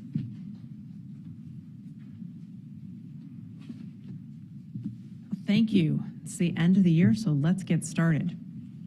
Go ahead, Gabriella. I always forget which button to press. I know, there's like this performance anxiety with these buttons, but don't worry, we hear you. Good afternoon. So I wanted to ask about the mapping challenge process. As you may be aware, some states have been raising concerns about the tight timeline with that first, I think it's January 13th deadline for states to challenge. Have you given any thought to extending that, or how, whether there'll be another process, considering that's also going to be how NTIA does its beat allocations? So I want to make clear that we've got two different laws here, two different agencies. The first, of course, is the FCC, and we have a responsibility under the Broadband Data Act to build a broadband fabric that identifies what broadband services are available in every location in this country. We're working on that, and that obligation is not a one-time thing. It's iterative. We need to produce that map every 6 months. And our efforts to improve it, we are, of course, taking in challenges to the underlying fabric, as well as challenges to broadband providers who assert that they have service in a location where a customer may, for instance, suggest they do not. So processing those challenges takes some time, energy, and efforts. And we accept challenges on a rolling basis. They can come in last week, next week, tomorrow, late January, at any time. And under the law, we actually have certain schedules under which we're going to move through those availability challenges. With respect to January 13th, that date you chose, that was the NTIA in its efforts to try to identify a time by which challenges might come in and get incorporated in the next map. So that's not a date that's in our rules in any way, shape, and form. It's just a target that was set by my colleagues at NTIA to try to ensure that as many challenges get resolved as possible before our production of the next map. But I have also been on the phone with a lot of state broadband offices during the last week, and I have no calls come. We will make sure to work with them, try to understand what their ground truth suggests, and incorporate the facts in our national map. So we're going to continue to work with the states under all circumstances today, tomorrow, and going forward.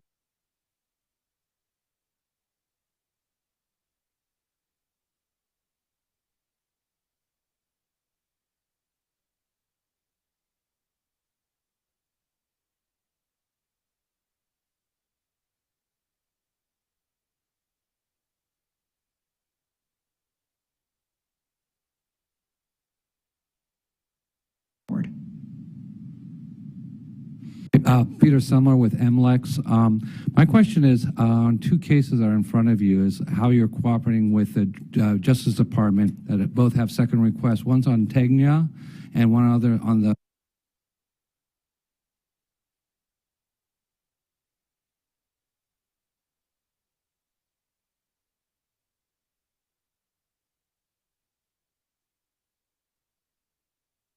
Emersat specifically, and are you waiting for the DOJ to make a decision on their investigations, approval of transferring the licenses to Tegna to Standard General and on the Emersat Viasat deal?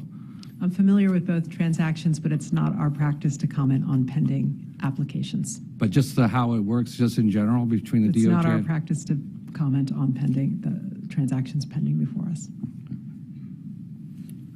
Hi, Chairwoman. Chris Cole with Law 360. I just wanted to ask, you had alluded to Spectrum Auction Authority earlier, and I'm just wondering, is there a level of frustration? If so, could you describe it about the proposal for a short-term extension and how you see this playing out? Our Spectrum auctions have been a terrific tool for distributing public airwaves in this country. They have raised more than $233 billion over the course of many years.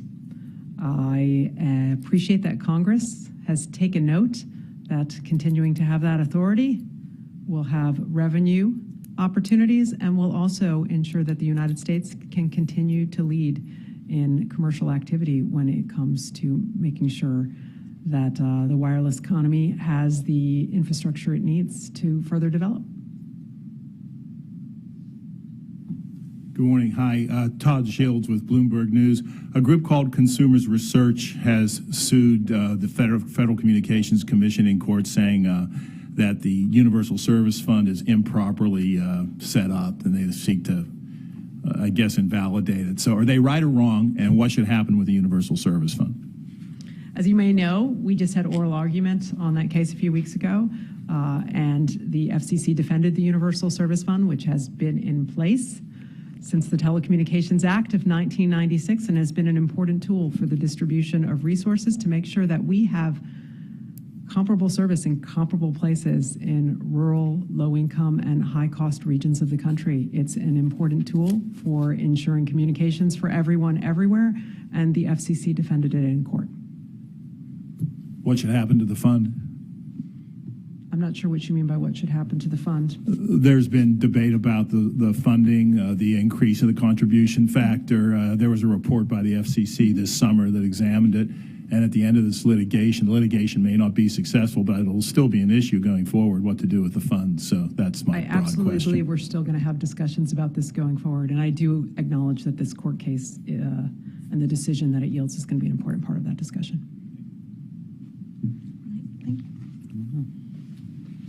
All right, thank you, Chairwoman. And with that, we conclude the Chairwoman's press conference. I call up one of my colleagues from the Office of Media Relations to run the Bureau press conference.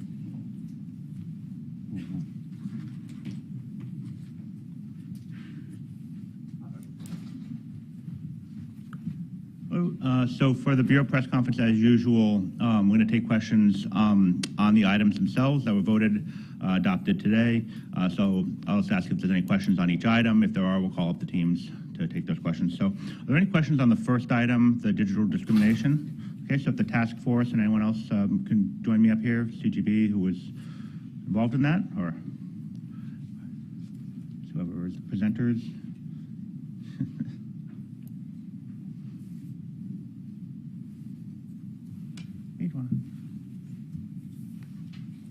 Okay, Gabrielle?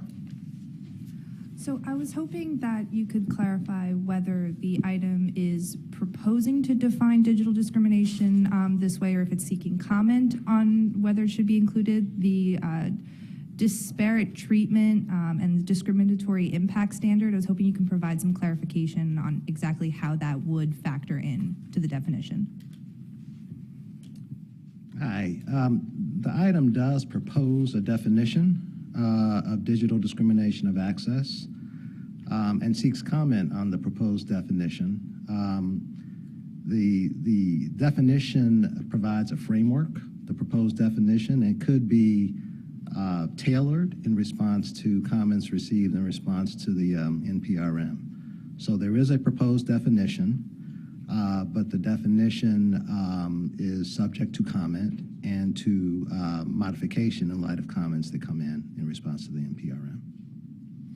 And were there any other, major changes to the final item from the draft, or were they just kind of whatever you received from ex partes that were filed?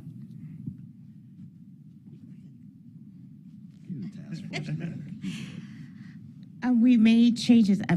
Commissioner Starks indicated some changes in his statement in terms of additional questions. We received a number of ex partes, and so we've made changes in response to those ex partes, points raised by the ex partes.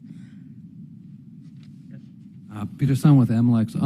Yeah, was this the issue that Starks was raising about discriminatory algorithms? There's moves all over the country, either on state AG levels and federal, about taking action of those algorithms that prove themselves discriminatory. Is there anything the FCC is planning to do or has done on this action of taking action on the algorithm that could be proved out, discriminatory? I think that one was like American Disabilities Act, but is there anything else in the works with FCC level? So we're taking questions on this particular item, so I'm not sure if this item addresses that or not, or I don't know that one, sorry. Let me just say that the proposed definition, could conceivably encompass that subject matter, and that's one of the issues that we see comment on. Any other questions on this item? All right, thanks, guys. And do we have any questions on the International Bureau satellite proceeding? No? Okay. You do? Okay. International Bureau? Are you guys? Okay. All right.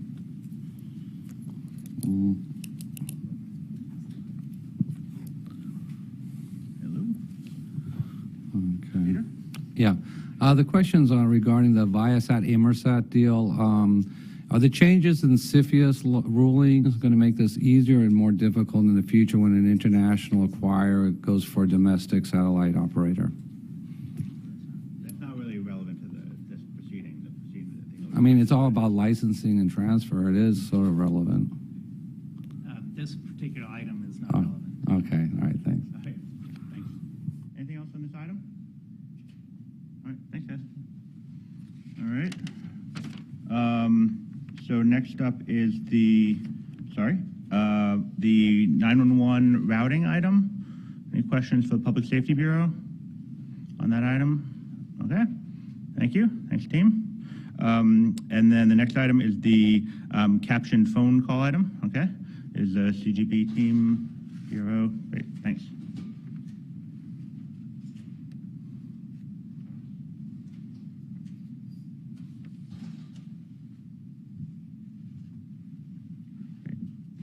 Gabrielle? So I understand that there were some edits that were sought by Commissioner Starks regarding functional equivalence with ASR on this item. Could you talk a little bit more about kind of what those changes were to this item and whether any other edits were made to the final item?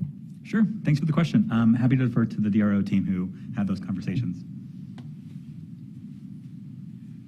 Yeah, we made a number of changes in response to ex partes, and I think Commissioner Starks indicated in his statement the change we made in response to his concern about algorithms. Any other questions on this item? All right, great. Thank you very much. And last but not least, any questions for the Enforcement Bureau on their item? No? Okay, going once, going twice. All right, thank you very much. That will be the end of the Bureau press conference. I think Commissioner Carr is here, so I'll hand it off to him. Thank you all very much.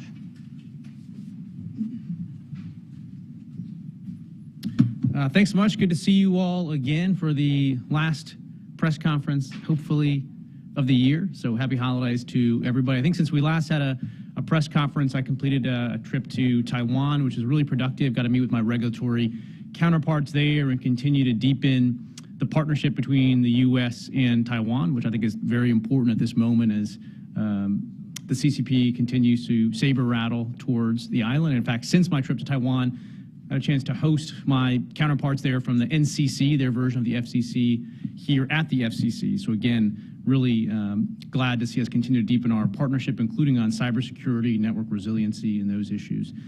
Since we last talked, there's also been a lot of really good, significant progress when it comes to addressing the national security threats posed by TikTok. I think, as you've seen, there's up to 19 states now that have taken action to ban TikTok on state devices. I think that's a very welcome step. There was now in the Senate passed unanimously a ban on federal devices and TikTok, which has now been inserted as well in the omnibus. So I would expect that by the end of this week, we'll likely have it as a matter of federal law that TikTok is banned from all federal devices. And I think that's a really important step.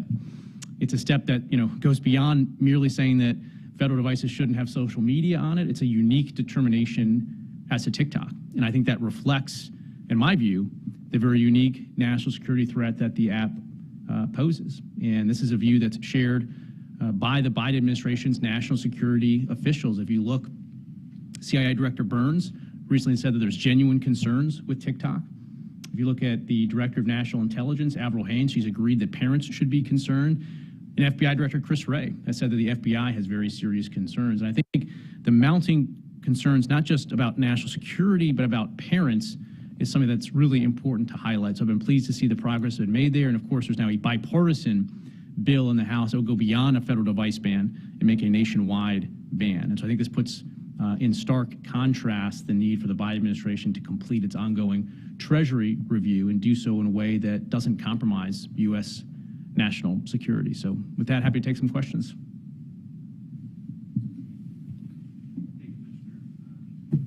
Chris Cole with Law 360. On TikTok, do you have a sense of where the larger ban is going in terms of not just the government ban, but the national ban? So this is something that's in the hands of the Treasury Department. They run a process out of CFIUS, the Committee on Foreign Investment in the U.S. And there was a Politico report that I saw, I believe from Friday of last week, that said that while the administration had a preliminary deal in place with TikTok at the end of the summer, progress on finishing that deal and getting across the finish line have largely stalled out over the last couple months as the concern about national security continues to grow. And that same report indicates that there's a very live debate, based on my reading, inside the Biden administration about what exactly to do with TikTok, with the national security officials increasingly speaking out, and according to this Politico report, but being in favor of an outright ban as opposed to some compromise that would allow the current corporate structure of TikTok to continue to operate. So for my part, I'm rooting for the Biden administration's national security officials. I don't think this is something where we can compromise on in terms of threats to U.S. national security. We have to be certain that we're taking action here to protect the U.S. So I personally don't know the timeline for the Treasury Department's review. It could be soon at this point. The review has been ongoing for a while. It's important that they do bring it to a close because right now we are totally exposed. There are no protections in place right now with respect to the data flowing back to Beijing and as well the content that's coming back through the Beijing-based algorithm. So I'd encourage the Biden administration to wrap that up in a way that doesn't compromise on national security. Nice to see you, Commissioner. So banning TikTok obviously would more or less solve the TikTok problem, but are there any policies that you would hope to see that would address the larger problem of data security from apps? Obviously, Congressman Gallagher is now heading up the Select Committee on China, and he seems to be concerned in these issues as well. So I'd be curious to hear your thoughts. Yeah, Congressman Gallagher has been doing really, really good work on this. In fact, he paired up with Democrat Congressman Krishnamurthy on the nationwide TikTok ban. I think it's important that we move now on TikTok, given the unique threats, but there are other ways in which we need to act. We can't simply play, whack-a-mole with individual apps. I do believe there's something unique about TikTok that deserves action now, but we can walk and chew gum at the same time. And you look at some of the actions that are being taken. Virginia Governor Youngkin took action not just on TikTok, but on WeChat as well.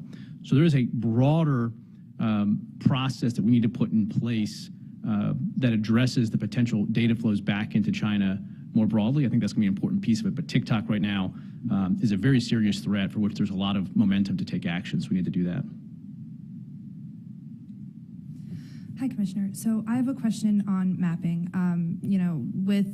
I think it's January 9th, January 13th are the two dates that the FCC and NTIA have kind of been looking at to start looking at the next iteration of maps, especially with the BEAD allocations being based off of that. Some states have been raising concerns about the challenge process itself, the legal challenges, complexities just of challenging the fabric and availability data itself.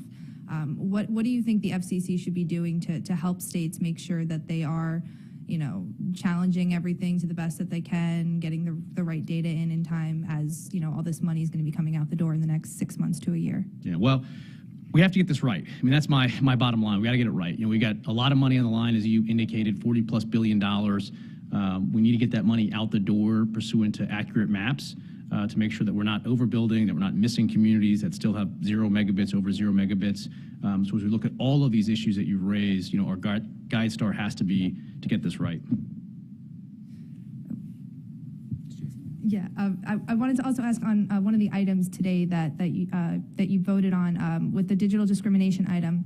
I know one of the issues that some providers have raised is looking at technical or economic infeasibility. So how are you hoping to use this proceeding to look at ensuring that there is no digital discrimination happening while also understanding the needs and challenges that providers may have? Yeah, this is something I'm open-minded to. We teed up a lot of questions. The chair did in the draft that circulated, the draft we ended up voting on. I'm looking forward to the robust record that's developed that looks at all of those, key terms from the statute, provides us with feedback on it. And at this point, I'm very open-minded to work with my colleagues and see how we can potentially land this at an order. And then I was going to follow up on the mapping issue. There have been some state officials who have floated the idea of essentially pushing everything back by 60 days in terms of the BEAD deadlines. Now, obviously, like the chairwoman pointed out, a lot of that's in the NTIA's hands. But do you think that a 60-day postponement would, or maybe could be effective and significant in improving the maps? Well, look, we got to get this right, and I do think we need to keep working with NTIA, keep working with our state counterparts, make sure that everybody understands the the process, and at the end of the day, we got to take actions that ensure that we get this right. Again, $40+ billion right on this, the chance for hopefully once and for all end the digital divide. So the actions that we take in response to all those requests have to be guided by, what do we need to do to get this right? Anything else? Going once? Todd Shields, gone. All right, thanks all, appreciate it, see you.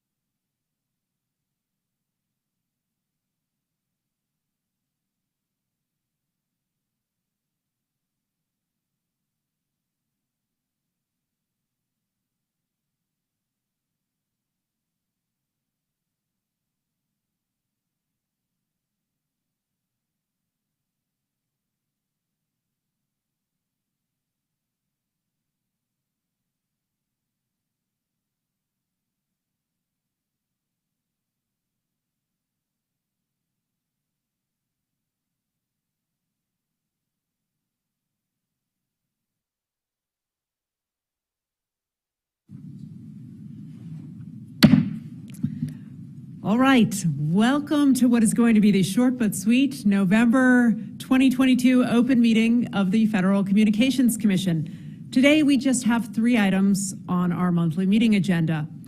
But after we conclude our agenda meeting, we're going to take a brief break and then convene for a virtual field hearing on what I think is a very timely and important topic, and that is the impacts of Hurricane Ian and Hurricane Fiona on communications and network recovery efforts.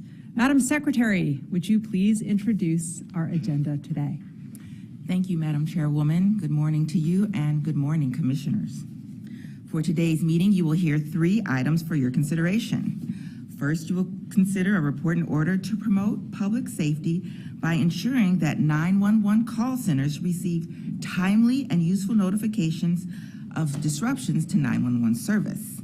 Second, you will consider a report and order that would update the Commission's rules to use the most up-to-date market information for determining a television station's local market for carriage purposes. Third, you will consider an enforcement action. This is your agenda for today. The first item is titled Improving 911 Reliability and will be presented by the Public Safety and Homeland Security Bureau and the Office of Engineering and Technology. Deborah Jordan, Chief of the Public Safety and Homeland Security Bureau, will give the introduction. Thank you, Madam Secretary. Ms. Jordan, please proceed. Good morning, Chairwoman Rosenworcel and Commissioners. Today we present a second report in order that would improve 911 reliability and resiliency. The nation's 911 system delivers an estimated 240 million emergency calls each year to nearly 6,000 911 call centers across the country. When 911 outages occur, these call centers need actionable information to help to maintain the public's access to emergency services. For example, a call center can inform the public about an alternate number to dial for help.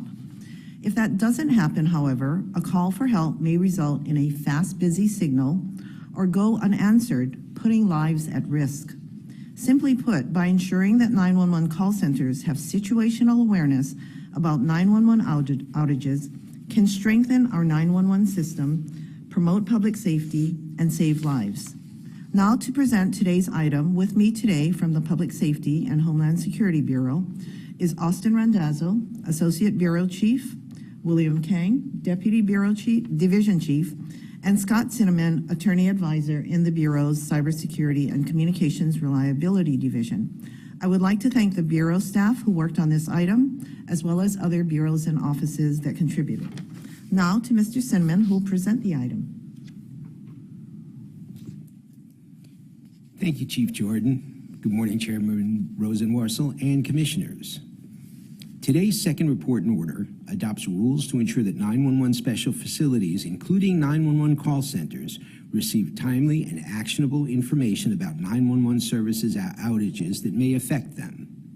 First, the report and order requires commissioned service providers that support 911 calling, including the cable, satellite, wireless, wireline, and VoIP providers that originate 911 calls, and covered 911 service providers that deliver the 911 calls directly to 911 special facilities, to use special diligence to maintain up-to-date contact information for all the 911 special facilities that they serve. Thus, every 911 special facility will be more likely to be notified about outages that potentially affect them. Second, the report and order would standardize 911 outage notifications so that no matter where in the 911 call path the outage occurs,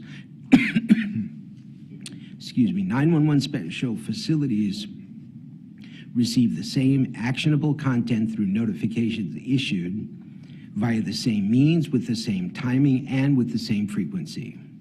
The harmonization of this process will make it more likely that 911 special facilities receive the information that they need to mitigate outage impacts while simplifying compliance for providers.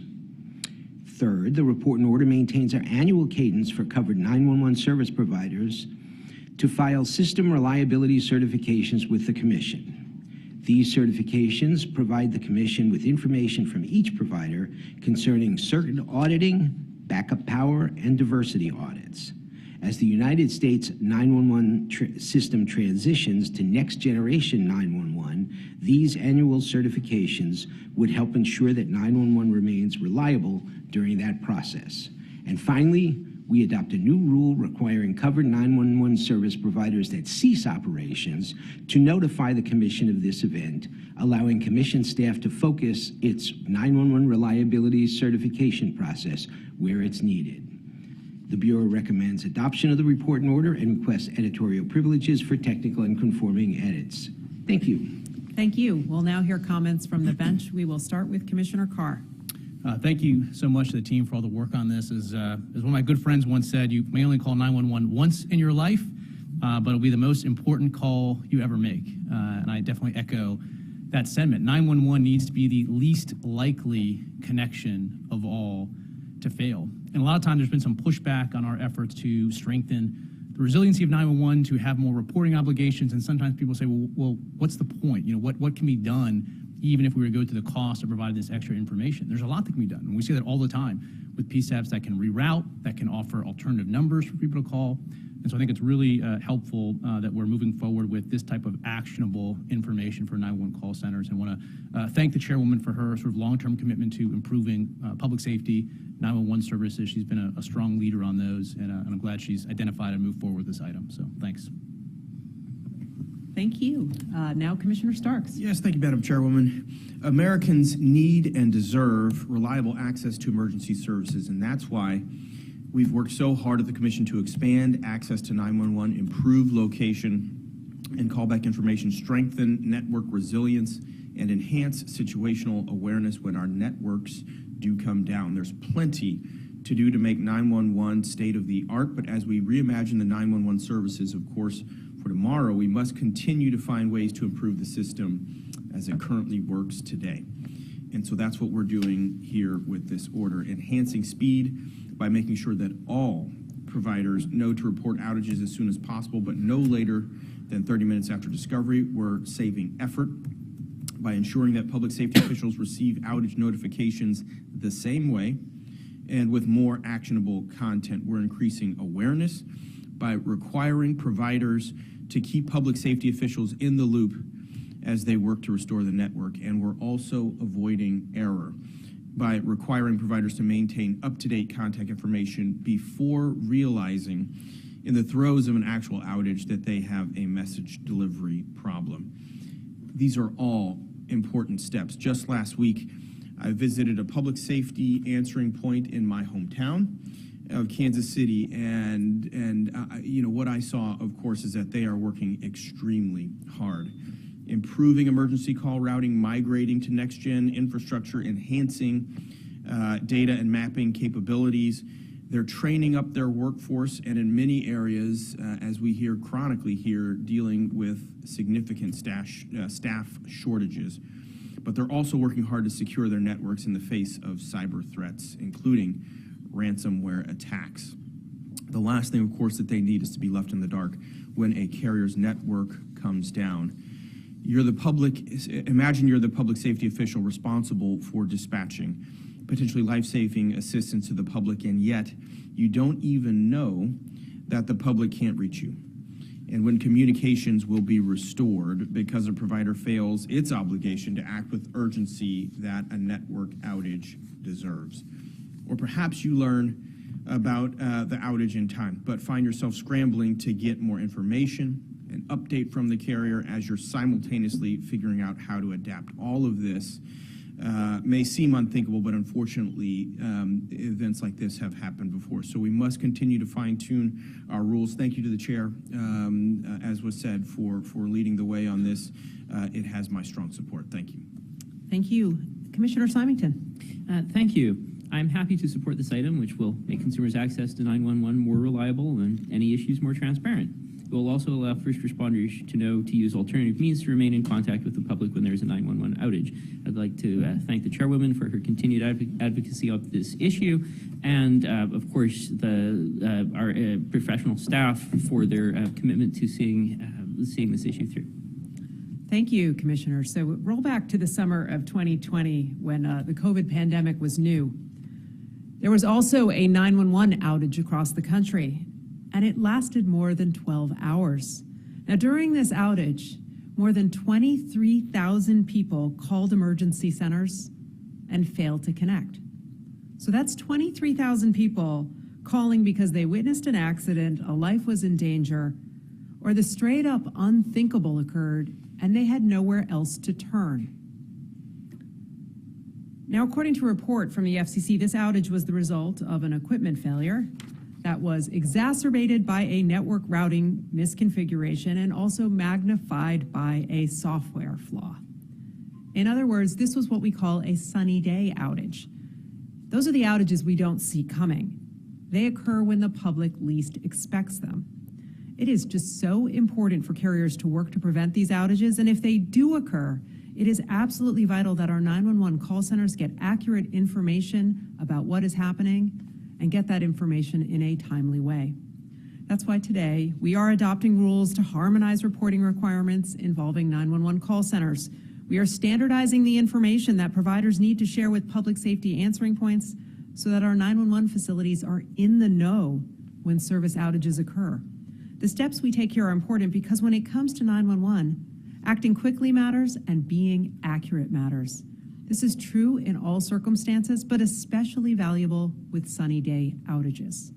Our actions are going to help get more information out more rapidly and more consistently, and that in turn is going to speed service restoration and save lives. So there's more work ahead, but a really big thank you to the staff responsible for this effort, including Brenda Boykin, Justin Kane, Scott Cinnamon, John Evanoff, David Firth, Lauren Kravitz, Nicole McGinnis, Saswat Misra, Erica Olson, Austin Randazzo, and James Wiley of the Public Safety and Homeland Security Bureau. Andrea Kearney, Doug Klein, Joel Rabinowitz, and Bill Richardson of the Office of General Counsel.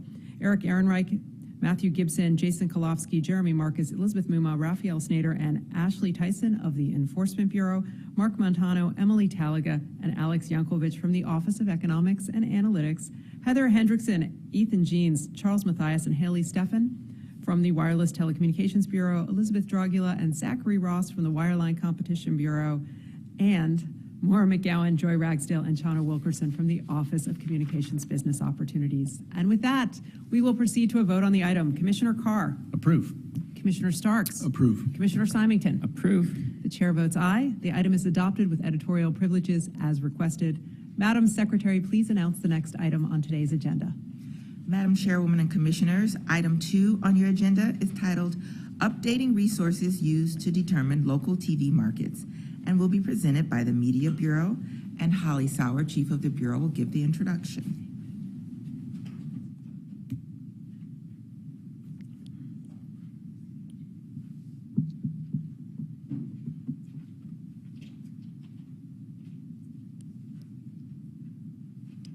Well, thank you, Madam Secretary. Ms. Sauer, please proceed. Good morning, Chairwoman and Commissioners. Today, the Media Bureau presents a report and order updating the publication used to determine a television station's local market area. Presenting the item is Ken Lewis of the Policy Division. Chairwoman and Commissioners, we are pleased to present this report and order that will amend our rules to identify a new publication that must be used to determine the designated market area or DMA of a local television broadcast station. Historically, television broadcasters, cable operators, and satellite carriers determine DMA for carriage election and other purposes by reference to the Nielsen Company's annual Station Index Directory and United States Television Household Estimates. The Nielsen Company has informed the Commission that the annual Station Index will no longer be published and that the Household Estimates publication is no longer necessary to determine the station's DMA.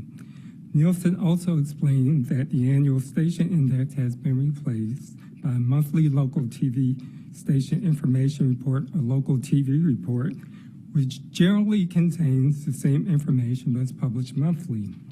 Both the relevant statute and Commission rules contemplate the adoption of a successor publication for determining DMAs in the event that the annual station index is discontinued.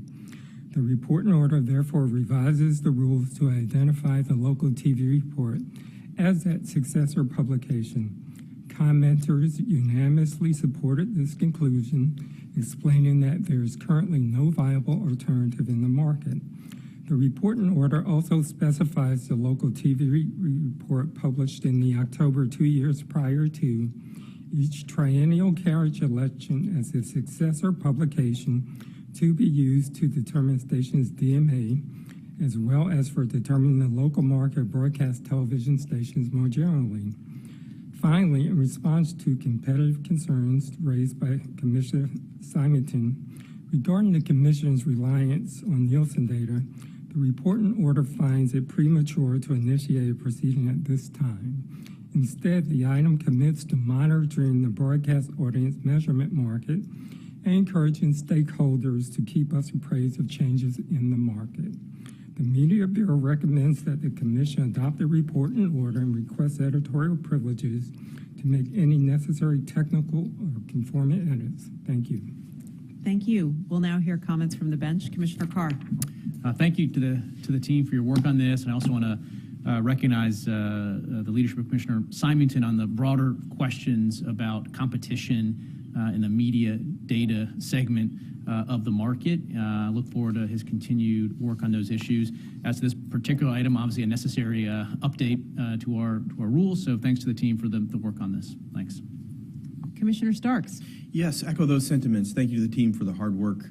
Obviously, the unanimity of the commenters in this item in particular, I think, was quite substantial and influential in my mind. So thank you for the hard work. Thank you to the Commissioner Simonton for continuing to help us work through, as was said, some of the very prominent competition issues that are in the media space here. This is another one. So thank you. All right, Commissioner Simonton. Thank you. I'd like to gratefully acknowledge the kind words of my colleagues and of the staff. So I'm happy to approve today's item, and I want to thank the Bureau for their hard work in preparing it. In this item, we observe that, quote, there is no apparent alternative data source, unquote, upon which the Commission may rely for deployment in our rules that incorporate, by reference, Nielsen audience viewership metrics. That's true enough, and it's even too true. Recognizing that reality, and recognizing that Nielsen data are a linchpin of broadcast regulation and something like a currency for broadcast advertising, the Commission and Congress must, as the Bureau says, keep close watch over the relationship between Nielsen and the broadcast industry. The Commission's limited in what it can do to affect that relationship, given statutory constraints, but of course Congress, should it so choose, is not similarly limited.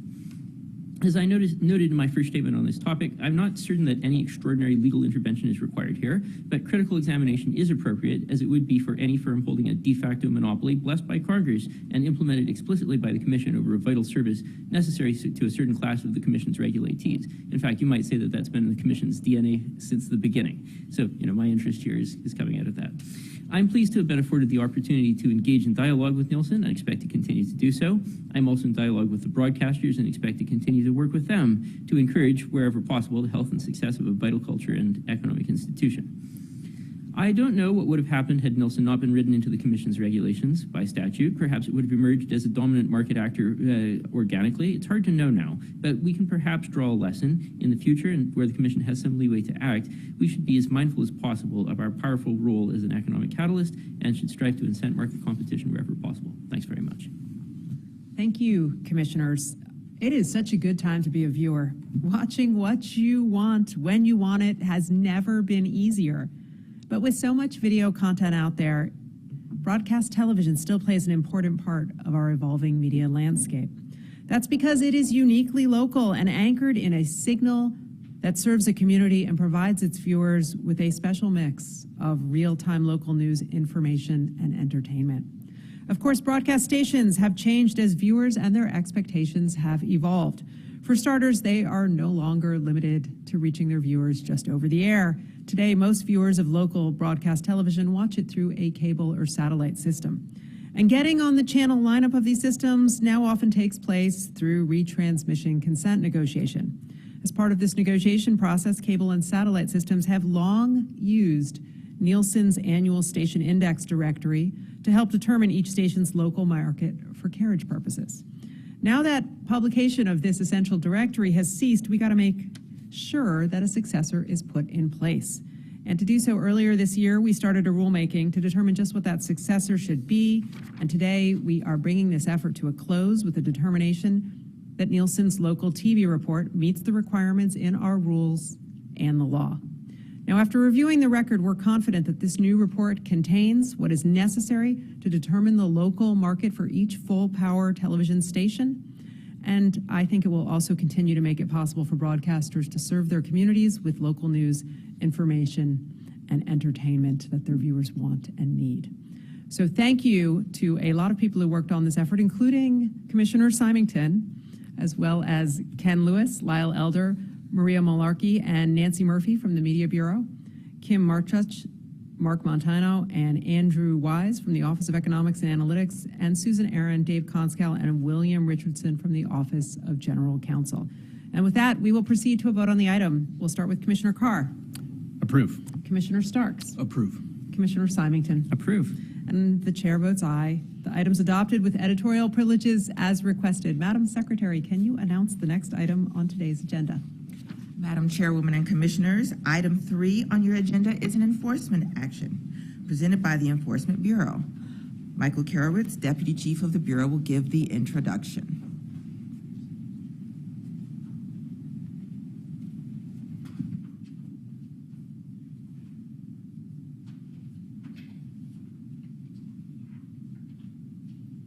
Thank you, Madam Secretary. Mr. Karowitz, please proceed.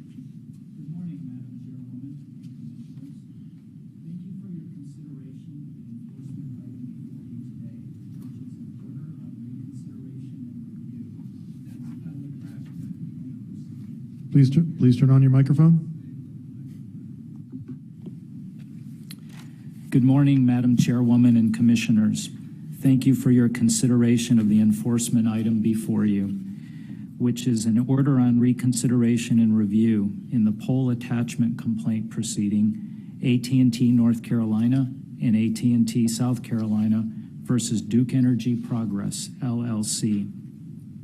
With me here at the table from the Market Disputes Resolution Division are Division Chief Rosemary McInerney, Assistant Chief Lisa Sachs, and Special Counsel Mike Engel, who I'd like to thank for their excellent work on this item. Similarly, I'd also like to thank Lisa Boley, Special Counsel in the division, along with our colleagues in the Wireline Competition Bureau, the Office of General Counsel, and the Office of Economics and Analytics.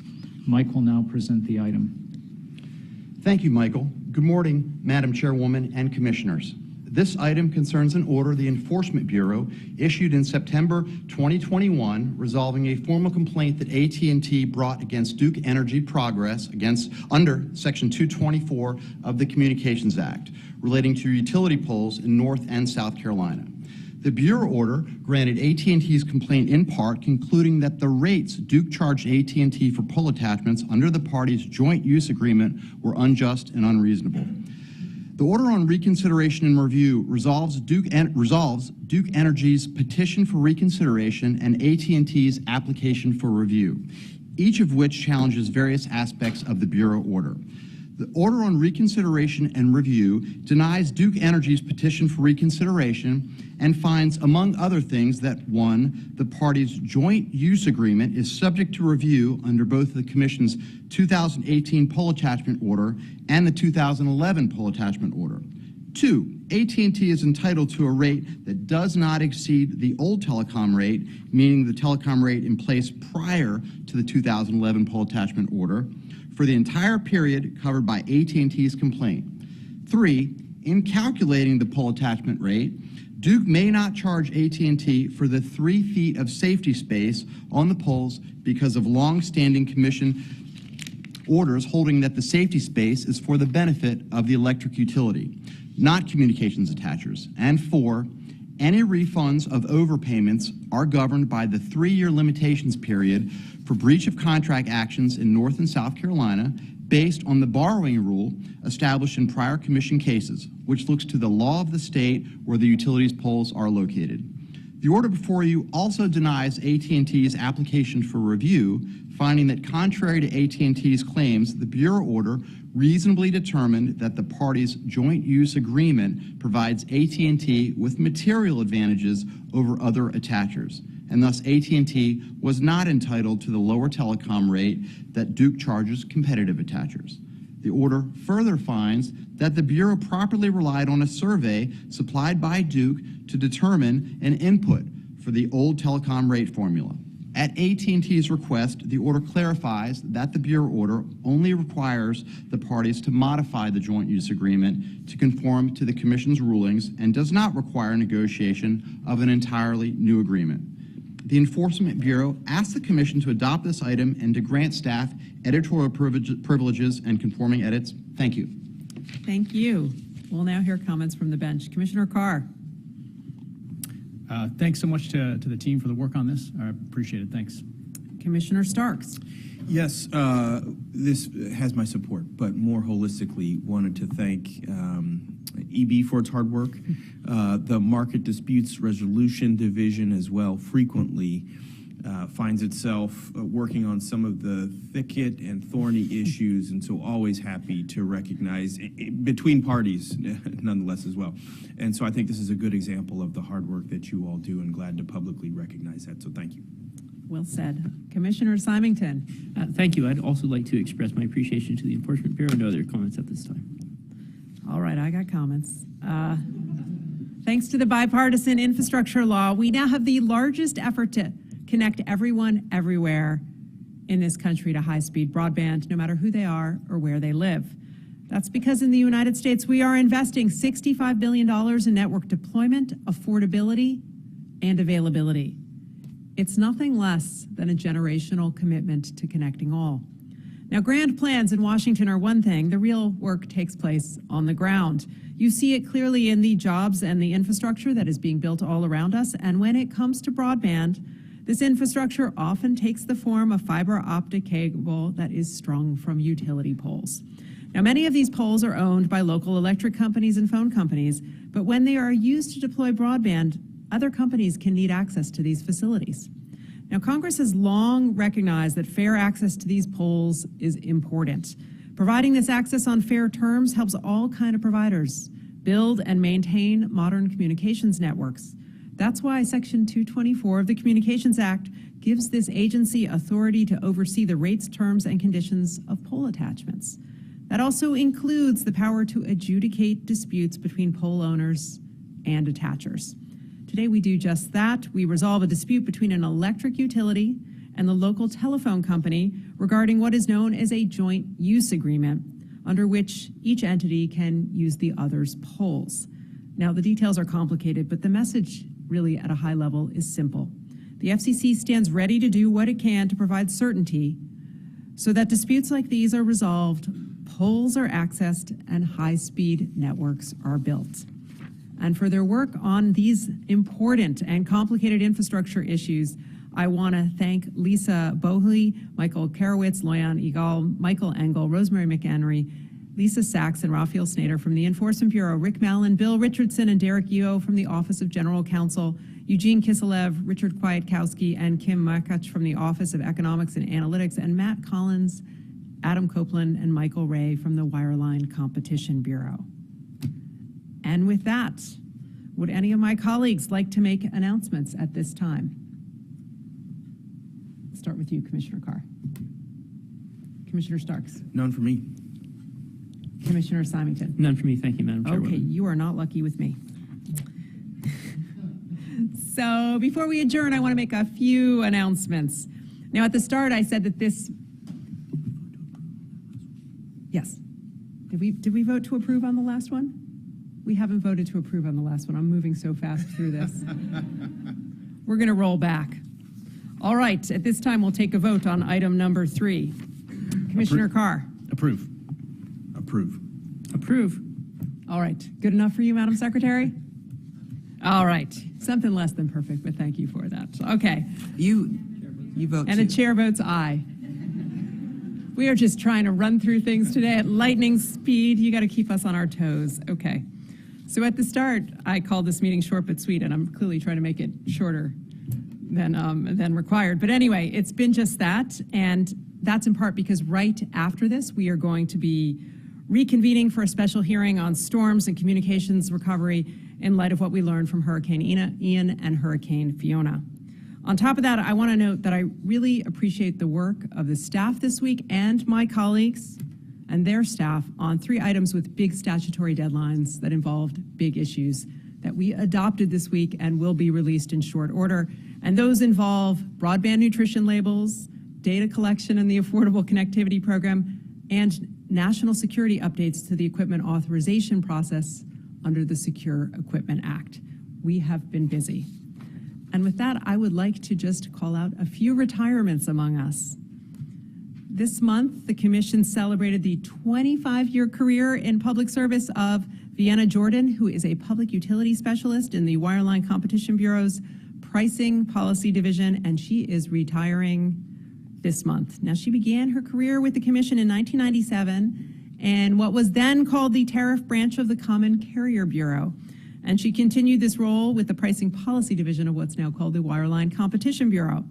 As a public utility specialist, she analyzed local exchange carriers' interstate tariffs to ensure that the rates, terms, and conditions of service are just and reasonable and non-discriminatory, just as the law requires. And she did it with skill and often under tight statutory deadlines. Her expertise in carrier networks, universal service requirements, commercial disputes, regulatory compliance and fees, price cap and rate of return regulation, as well as service discontinuance, really helped contribute to the Commission's mission, benefiting providers and, most importantly, benefiting consumers. Thank you for your service. We wish you only good things in retirement. Now, after 30 years of government service, Vanessa Stallings of the Media Bureau is retiring this week. Vanessa has provided invaluable service to the Commission as a webmaster for the Media Bureau, and her expertise, her thoroughness, and professionalism is going to be greatly missed. On behalf of the Commission, we just want to extend a heartfelt thanks for her years spent working on behalf of the American public. And then in addition, after 28 years of government service, Media Bureau Deputy Chief Michelle Carey is retiring at the end of the month.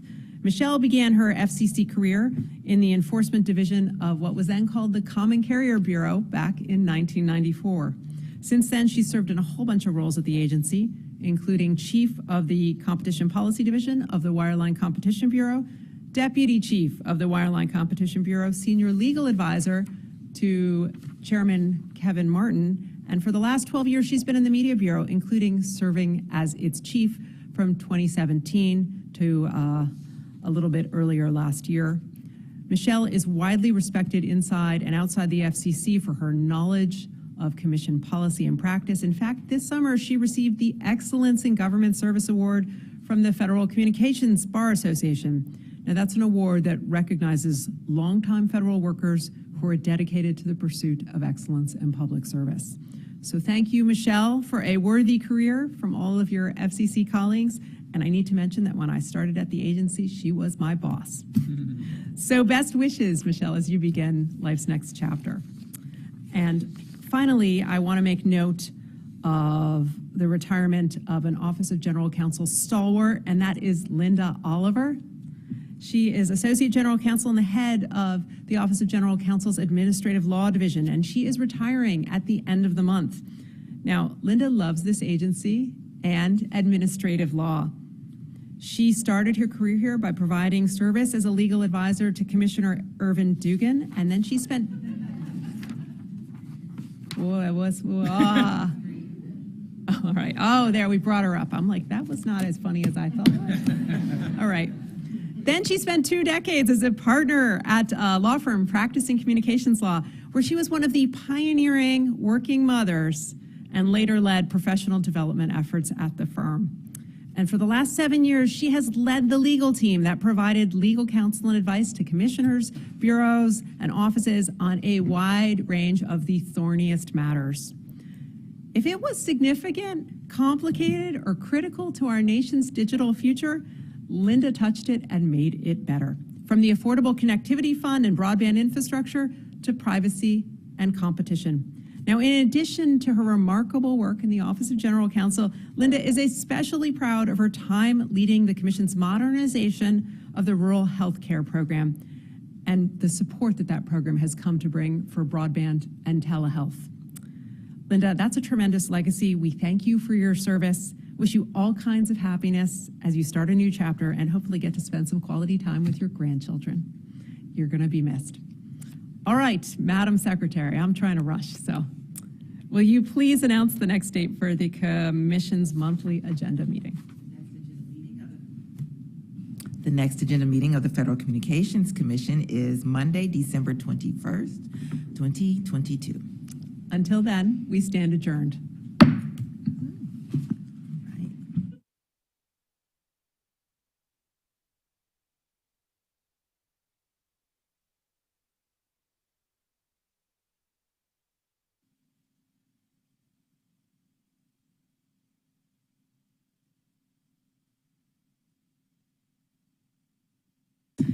Welcome to our virtual field hearing on Hurricane Ian and Hurricane Fiona, and our effort to consider how lessons from these disasters can help us improve the resiliency and recovery of communications networks during disasters.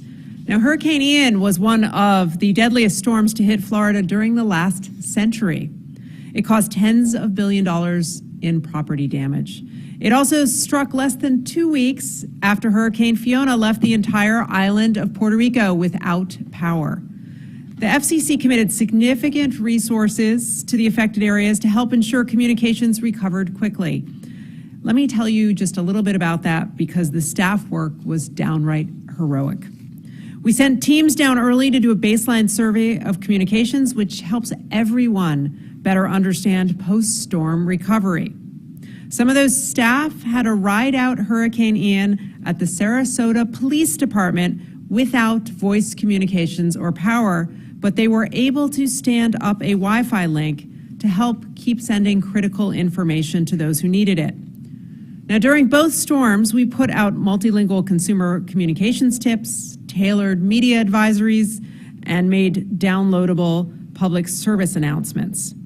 We activated our disaster information reporting system as part of our regular coordination with FEMA, and we published daily assessments of impacts on communications networks. We worked with communications providers to help stand up emergency running services for roaming, and that meant that affected consumers could get wireless service no matter what carrier they were using. We also stayed in daily contact with state, local, and federal officials to make sure we were doing everything we could to support their work. And then we provided regulatory relief to consumers and businesses where needed. But you know, after disasters, when communications fail, I think we have to do more than just help with the immediate recovery. We really have to engage in a serious effort to identify what went wrong, what went right, and how we can do better in the future. That's why I convened a disaster communications field hearing in the wake of Hurricane Ida last year. And then we took the lessons we learned in that hearing and made improvements to our wireless resiliency cooperative framework. For the first time, we made the framework mandatory, and we expanded the times and places where carriers can roam on each other's networks. And I think that is good progress. So that's why we're coming together again today in the wake of Hurricanes Ian and Fiona. Now, a few weeks ago in mid-October, I had the opportunity to visit Florida and Puerto Rico and got a first-hand look at hurricane recovery efforts. And of course, being there in person, I learned a lot. And here's what struck me most. Coordination between communications companies and power companies can make a big difference in disaster recovery. Take Lee County, Florida. Emergency management officials told us about efforts to caravan emergency response in the hardest hit communities, with a power truck followed by a communications carrier with a tower company crew after that. The goal was better coordination, you see, because when power authorities and communications companies work in concert, restoration is quicker and more effective. In fact, within 24 hours, nearly half of the cell sites in Lee County that were affected by Hurricane Ian were back up and running. And in Puerto Rico, I met with the governor, as well as officials charged with emergency response, members of the Puerto Rico Telecommunications Regulatory Board, and providers across the island. Now, I learned about some of the same logistical challenges they faced after the catastrophic flooding and the island-wide power outage. But the message I heard in every single meeting was clear. More coordination between the communications sector and the power sector could help minimize impact and speed recovery. So these experiences in Florida and Puerto Rico demonstrate that this is a common issue across disasters, and I hope it's one we're going to learn some more about today. I look forward to exploring it with the distinguished group we brought together for our two panels, and I recognize at the outset that this is an issue that is going to require us to work collaboratively across the federal government and with the private sector, as it is one that may not fall neatly under our jurisdiction. But better coordination between these critical sectors can have a big impact on communications resilience during disasters, and as far as I'm concerned, that is something worth exploring. So before I turn it over to my colleagues, I really want to thank the panelists for joining us today, both virtually and in person. And I want to thank them for all the work that they have done to get their communities through these disasters and help them bounce back. We are really grateful for that work. We're grateful for your participation. We've got a lot of ground to cover, so we're going to get this program rolling, and it is now my pleasure to turn the floor over to my colleagues and ask them to offer their thoughts. We will start with Commissioner Carr. Thank you so much to the chair for convening this field hearing. I think this is a really timely and important opportunity to take a look at some lessons learned as we're on the backside now of hurricane season, but obviously there's natural disasters that go year-round. I was in California a year or two ago during the Dixie Fire and had a chance to walk around with some of the crews that were still putting out some of the fires and learn from them about their communications challenges. So it's not just hurricanes, but hurricanes is a very big piece of this. And I had the chance with the chair to go to Louisiana after the hurricane a year or so ago. And that was a trip where I learned a tremendous amount. And after every single storm, I think there's lessons to be learned. Some are unique to that storm, and some are issues that may never be repeated again. But you also can start to put some piece parts together of some patterns throughout all of these storms. And one of them that we've talked about and the chair has focused on is needing better coordination between power restoration crews and telecom crews. And I saw this after Hurricane Michael hit the panhandle of Florida. I was down there with some of the crews doing restoration work. And even something as simple, seemingly, as the way that utility poles are replaced after storms can make a big difference, making sure that we are working together. For instance, we heard a lot of stories there about utility crews that would use corkscrew trucks to dig new holes for new utility poles, which is necessary. But in the course of corkscrewing down, you can catch a fiber line and not just snap the fiber line, which is a problem but can be fixed relatively quickly, but you can pull the fiber line together and it just fractures it at many, many different points, and it's very difficult to replace it. Of course, there's other types of technologies, including vacuum trucks that can make holes different than corkscrew. So that's sort of a narrow issue, but it's part of a broader story of the need to continue to coordinate. Power companies have an incredibly important job to do in the wake of storms. Road clearing crews have an incredibly important job to do. But if we're not sufficiently coordinated, we can step on each other, and we see that. And you see the evidence of that in the sawtoothing pattern of telecom restoration after storms. There's a big outage in the hours during a storm or an incident, recovery, and then some steps back as lines get cut during road clearing and other utility work. So I think, as the chair has rightly noted, this isn't something that's necessarily solely within the FCC's jurisdiction, dealing with these other industries, but we can continue to do a better job of coordinating. And frankly, I'm pleased with the progress that's been made. You go all the way back to Superstorm Sandy. I know you were at that field hearing, maybe one of the first, when I first started as a staffer at the FCC. And if you look at some of the instances, Superstorm Sandy, Katrina, and other incidents, I think the trend line is that our networks are getting better. They are getting more resilient. I was particularly pleased after this most recent hurricane in Florida with how quickly we saw restoration go. We had outages in the 20 or 30% of cell sites in certain areas down, and then within a day, you're back up to 90%. I thought that was really, really good progress. And so again, I think there's going to be unique things for every storm, but when we start to see these patterns emerging, we can step in and take action to make sure that these calls continue to go through when it matters most. So I look forward to this field hearing and the lessons learned. So thanks again to the chair. Thank you. Agree with just about everything you said there. Commissioner Starks. Thank you, Madam Chairwoman. Thank you to all of the panelists who are going to help us think through these very significant issues. I'm grateful that you've been able to join us in this hearing while you're busy, of course, with the aftermaths of Hurricanes Fiona, Ian, and most recently Nicole. You know, back in 2019, I hosted a field hearing in Puerto Rico following Hurricanes Irma and Maria, as well as the Puerto Rico earthquakes there. And so I lend my support to really learning the lessons from those disasters for future response, recovery, rebuilding efforts, which truly depend so critically on access to communications. And so I can vouch that hearings like these are not just valuable and worth the effort, but an essential part of collaboration. So thank you to the chair for convening us here today. The FCC, of course, continues to work with and support first responders and providers to make sure our networks are there when they're most needed. There is, of course, more work to do, more work to be done. And so I hope this hearing is part of that ongoing dialogue. There's no doubt that having a communications network go down during an emergency threatens life, threatens property. And while outages cannot always be avoided, we can work to reduce how often, for how long, and the scale, the impact of them. Stand-up alternative means of accessing the network when infrastructure is damaged or potentially destroyed. And so in that context, hearing from so many dedicated officials and experts on their tireless efforts can help us determine what more we can do, again, as was said, within our jurisdiction, but certainly much of these complex issues are also part of better coordination and collaboration. We have to get this right. Lives, livelihoods depend on our success, our collective success. And so we have to move quickly.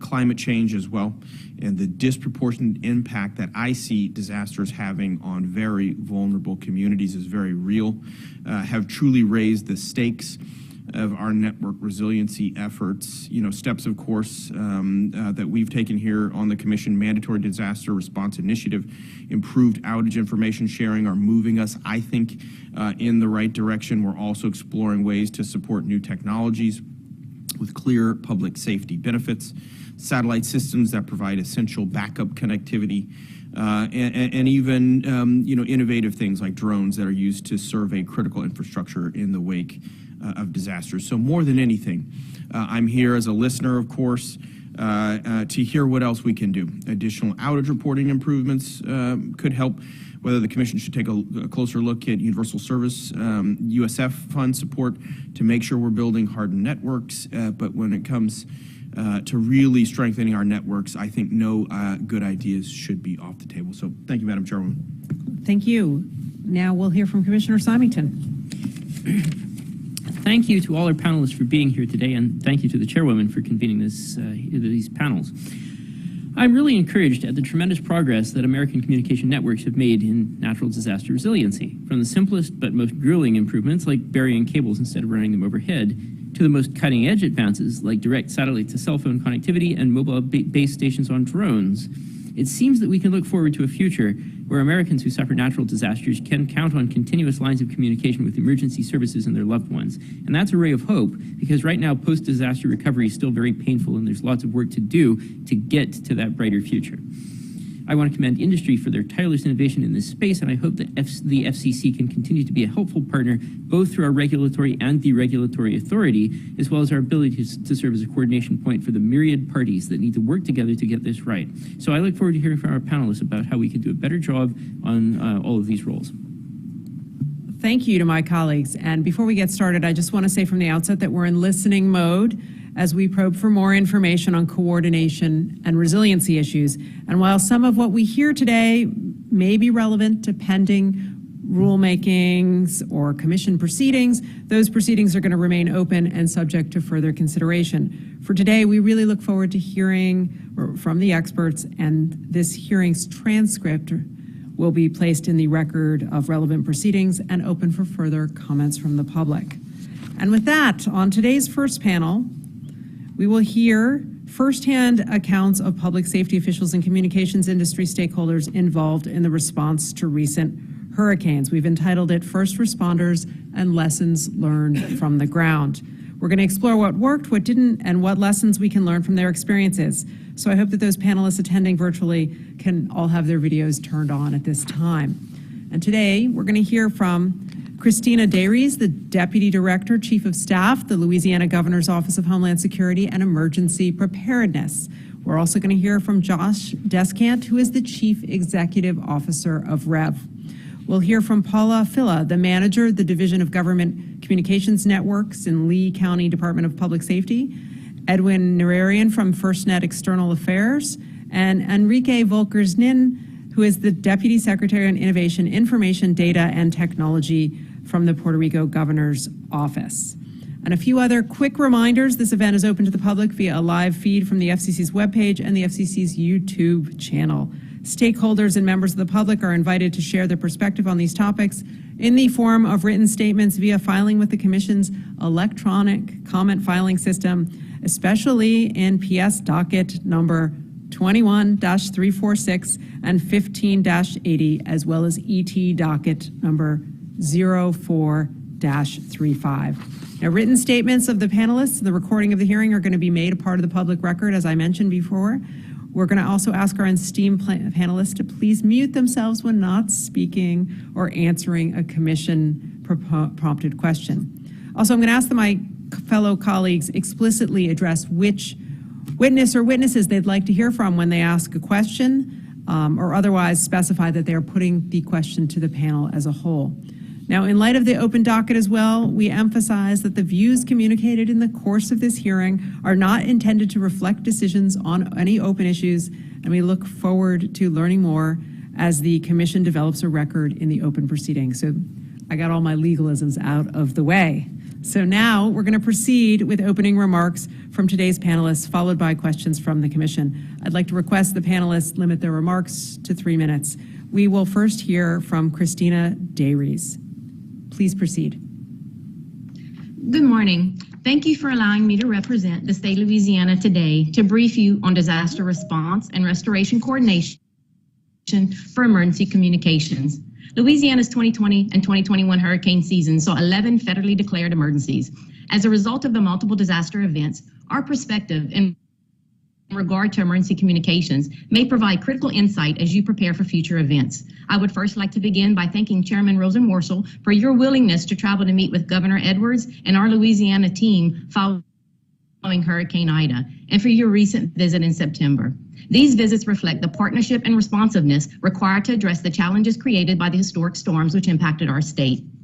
During the aftermath of Hurricane Ida, our dedicated public safety emergency communication system, known to us as the Louisiana Wireless Information Network, or ELWIN for short, was severely impacted due to connectivity outages and loss of power. However, within 1.5 weeks, the ELWIN system was working at 99% of normal capacity. Based on lessons learned, our state leveraged one-time federal funding as well as significant state funding to upgrade the connectivity and resiliency of our tower sites to better support ELWIN and its stakeholders. After each disaster event, we develop an AARIP to summarize the strengths and challenges of the communications response.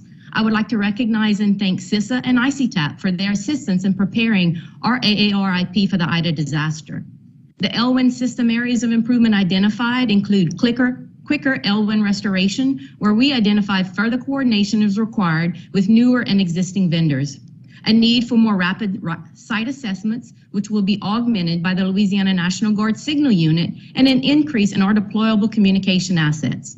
In addition to our ELWIN system, we experienced major E911 loss of connectivity, meaning the citizens of Louisiana that needed emergency services were unable to call 911.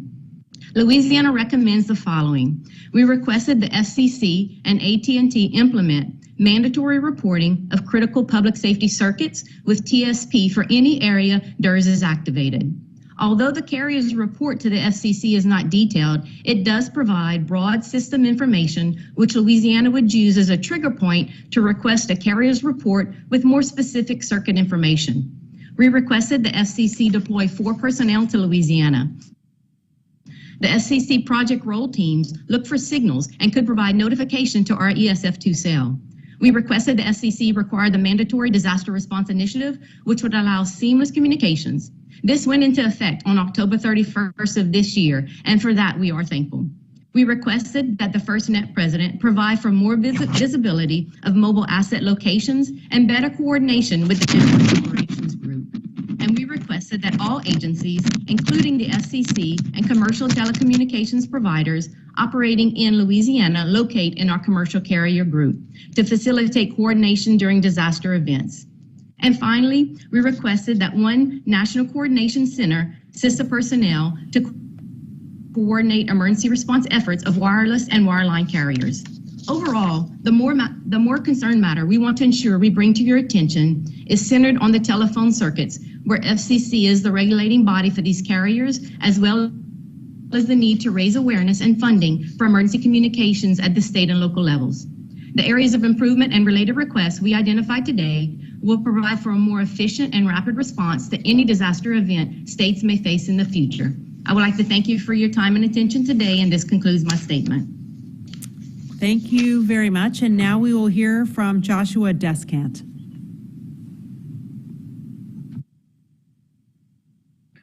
Good morning, Chairwoman Rosenworcel and Commissioners. Thank you for this opportunity to participate in today's field hearing. As you said, my name is Josh Descant. I'm the CEO of REV and a member of the President's National Infrastructure Advisory Council, also known as NIAC. My views today are through a personal professional lens and on behalf of REV. REV is a mid-sized communications and broadband provider headquartered in Southeast Louisiana with 87 years of experience in our region. We were an early fiber entrant around 2005, 2006. We built out 100% fiber to the home and business network in our more northern region of Ascension Parish. We're very proud to be a trusted communications provider for lots of local stakeholders, local governments, sheriff's departments, wireless providers, and because of our geography here, we have lots of partnerships in the energy sector because of oil and gas, ultimately that are vital to national security. Because of this long history in the Gulf region, it's unfortunate that we do have a lot of experience with weathering hurricanes and floods. And hurricanes and floods and telecommunications infrastructure don't get along very well, as you know. Over the years, we've learned to adapt our networks. I do agree with Commissioner Carr that we've come a long way, and I'm very encouraged, not only for ourselves and our region, but ultimately in the industry, how much we've learned and improved our networks. What I'm more proud of is, and always like to talk about, is our employees. They are battle tested. They have always risen to the occasion. They are very passionate and determined to keep our communities connected. And in many cases, they've done so while their own homes are uninhabitable from these events. So our broad perspective, from these experiences really is two very simple but crucial factors I know are discussed a lot at this level as it relates to efficient response and recovery, and that is communication and coordination is just so critical. What I encourage everyone to really think about and continue is to have a very equitable field of view to include not only large stakeholders in those communications and coordination, but also small and medium-sized stakeholders, and not just in our sector, but at the community at large. It has to be an all-of-community, all-of-industry approach, depending on the event and the circumstances, to make sure everybody's at the table to communicate and coordinate. So a few quick lessons that I think are familiar here. The first is coordination with our electric utility partners, as Commissioner Carr pointed out before, during, and after disasters. There are secondary network outages because of inadvertent cuts, both aerial and underground, and that also puts emergency communications at risk oftentimes in those secondary cuts. So I do recognize the progress there. I'm encouraged by what I've seen from the cross-sector resiliency forum, as well as the CCG, the commercial coordination group headed by FEMA, along with CISA, Department of Energy, and local stakeholders that we were able to participate with in daily calls in Hurricane Ida to really be plugged in to what was happening on the ground. Secondarily, intra-sector cooperation is very important. We have a lot of experience with that, and we've forged very good relationships with our other wireline and wireless provider partners in the area. For example, in 2016, we had a 500-year flood where we were able to help a major wireless carrier switch traffic from a MITSO that had gone underwater in that 500-year flood to New Orleans to keep cell towers running, and ultimately probably saved lives as people were literally walking around in waist-deep water in their communities. And then third, ongoing communication with our government partners, like discussions like this, and at the federal, state, and local levels is key. And lastly, another key lesson is, look, expect and prepare for supply chain disruptions. That's something we've experienced. We take a belt and suspenders approach to how we think about our fuel contractors, our generator contractors, elevating infrastructure, anticipating worse disasters in the future. So, and then, I'd also add that, that we should shift our strategy toward a more proactive approach than reactive. It's clear that sunny day investments will be increasingly important, but obviously there are significant costs to that. I do think we have an opportunity with the public-private partnership momentum that we have in this industry to continue to stretch that and take advantage of the spirit of how we're coming together to solve for that moving forward. So in closing, thank you again for the chance to be a part of this important conversation, and I look forward to some more dialogue here. Thank you. Thank you, Mr. Descant. And now we have Paul Filla from the Lee County Department of Public Safety. And I just want to say that I had the pleasure of meeting with him and his colleagues in Lee County, Florida, not that long ago. And I was so impressed by the work they're doing. I'm thrilled you're willing to be here and tell a broader community just what you do for disaster and storm recovery. Thank you, Madam Chairwoman. It was a month ago, and commissioners for having me here to share our experience, our perspective on the communications impacts during Hurricane Ian. One role I carry in Lee County is I manage an 18-site P25 radio system. 3 of those sites lie on Sanibel and Pine Islands, which no longer had roads to access. On a normal day, the system peaks at 25% utilization for the 22 talk paths with 0 busies. On September 29th and 30th, there were several thousand busies. Many factors played into this: atypical users and uses, failure to manage distinct talk groups, and ultimately my lack of planning to monitor performance and mitigate busies. While not optimally for the reasons I mentioned, the radio system continued to operate. Some sites not in wide area, some required finessing by the local Motorola shop and the Motorola emergency response team, but first responders maintained radio communication. Another responsibility I hold is managing a geodiverse 911 system. You have heard, or may have heard through the media or social media, that Lee County 911 experienced an outage. I can say unequivocally that the Lee County 911 system did not go down, and 0 calls were routed to other counties. In fact, 10 additional trunks were turned up to offer more inbound 911 capacity, and the cache of deployed command post laptops provided more call taker positions. The Lee County Sheriff's Office and Sanibel Police Departments relocated days before the storm as designed to perform their work inside our bunker.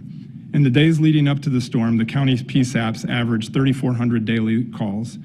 From September 28th to October 1st, the PSAPs averaged 12,000 daily calls, a 3- to 4-fold increase. Our County Public Safety Network Manager for 911, J.C. Meyer, and his team executed a well-designed plan. The system he architected ensured performance, redundancy, and scalability in so many ways. Did we answer every 911 call? Only the local exchange carrier has that information, but know that all calls that entered the 911 system were routed internally and answered by Lee County 911 call takers. My introduction did not mention the other duties as assigned that Ian presented. One of those duties was coordinating the communication needs of strike teams supporting the rescue and response efforts in Lee County. The state ESF2 dispatched resources and a team to Lee County led locally by Sergeant Jason Matthews from Lake County Sheriff's Office. This team's experience in previous storm response and their coordination with the state ESF2 arm and our local vendor for radio support services allowed us to leverage the LMR infrastructure, both the conventional and simulcast, to support these inbound teams. My dependence on ESF2 during these days and weeks was invaluable. The second duty, I believe, is the focus of this panel, is the coordination of the restoration efforts of the cellular services. First responders, like our citizens, have an appetite for cellular services. Like my radio towers, the carrier systems took hits from Ian. Lee County first response agencies primarily operate on Verizon's priority and preemption services, and the responders coming into Lee County when not on Verizon were often operating on FirstNet. I was able to establish contacts with these carriers with early in the process to get regular updates on their restoration efforts, some with greater transparency, regularity, and presence at our EOC than others. But ultimately, my goal was to make sure they had whatever they needed from Lee County to operate, and pointed them in the right direction if they needed something. The carriers, the power companies, the local broadband suppliers providing backhaul, county administration, local municipalities, and the Lee County Sheriff's Office, as well as the respective representatives at the state, were all these resources that I was able to point to during the storm. So thank you again. Thank you, Mr. Filla. Next, we will hear from Ed Narian from FirstNet. And thank you, Madam Chairwoman and Commissioners, for the invitation to join you here today to discuss AT&T FirstNet's efforts to prepare for and respond to Hurricane Ian. Using information from the AT&T Weather Operations Center in the days leading up to Hurricane Ian, AT&T and FirstNet's teams prepared for Hurricane Ian by pre-positioning disaster response equipment, placing personnel on standby in strategic areas, and closely collaborating with federal, state, and local public safety stakeholders to expedite response time in support of potentially impacted communities. The close coordination with public safety meant that we were the first to access and provide connectivity to the hardest hit areas, most notably in Charlotte, Collier, and Lee counties. Our external affairs team and the FirstNet Response Operations Group, also known as ROB, worked very closely with FEMA and both the state and county level emergency operations centers to ensure that resources were quickly placed where they were needed the most. This collaboration with federal, state, and local first responders, utility providers, and with government officials allowed us to get portable network access to Sanibel and Pine Islands via amphibious vehicles, air support, and compact rapid deployables. Because power companies play a vital role in restoration, it's important that communication providers and power stay in very close alignment to minimize network disruptions that can occur during the restoration process. Our external affairs team consistently cultivates relationships with our peers in the power industry, and we utilize those relationships during natural disasters. During the response to Ian, a great example of that collaboration was found in Florida Power and Light liaisons working hand in hand with AT&T FirstNet to evaluate the hardest hit areas and to communicate priority restoration targets such as government buildings and AT&T stores that were being used as recovery centers for the local community in both Lee, Port Charlotte, and Bradenton. At these locations, customers could receive free charging devices, they could contact loved ones, get water, and secure the help that they needed. Also, in following the CTIA Voluntary Cooperative Wireless Resiliency Framework, AT&T enabled roaming on our network for our competitors in a very timely fashion. In fact, through October 12th, we saw more than 50 terabytes of traffic from customers on those carriers, which is the equivalent of 17.5 billion text messages. All in all, as Hurricane Ian made its way from Florida to Virginia, the FirstNet team at AT&T responded to more than 115 emergency FirstNet requests from public agencies and direct support organizations that use FirstNet for their response and recovery operation efforts. Because of Ian, over 85 critical communication solutions were deployed. That includes over 40 SATCOs, which are satellite cells on light trucks, and about 20 CRDs, which are basically portable cell sites, as well as emergency communication, mobile broadband kits, and indoor wireless repeaters.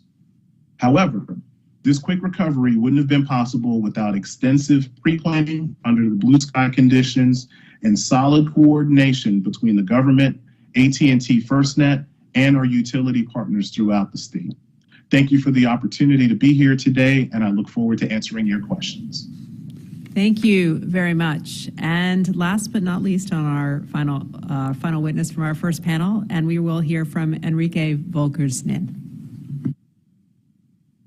Thank you. Good morning, Chairwoman Rosenworcel, commissioners, and distinguished panel guests and members. My name is Enrique Volkers, Deputy Chief of Staff on Innovation, Information, Data, and Technology of the Government of Puerto Rico.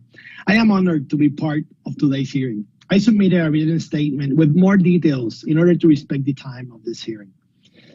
Even since Hurricane Maria in September 2017, the government of Puerto Rico has recognized the importance of telecommunications and enacted Law Number 5, 2018, recognizing telecommunications as an essential service to the public. We have established a close working relationship with FEMA, DHS, CISA, and the FCC. I'm confident that we have matured together with every incident, and the knowledge of Puerto Rico peculiarities increases. Our most significant handicap is a very outdated and fragile power system. So delicate that as a precaution, the power plants are turned off to reduce the impact of them during major atmospheric threats. I don't think there's any other jurisdiction or state that does that to prevent impact. Everybody in Puerto Rico has learned to prepare to be without commercial power and water for days, and based on the event's impact, even months. The telecom carriers have made significant efforts and investment to remain operational without commercial power, installing generators and batteries in most cell sites and critical infrastructure. After Hurricane Fiona hit Puerto Rico, we confronted a fuel availability problem as distributors' diesel inventory started running low and opted to ration the amount provided.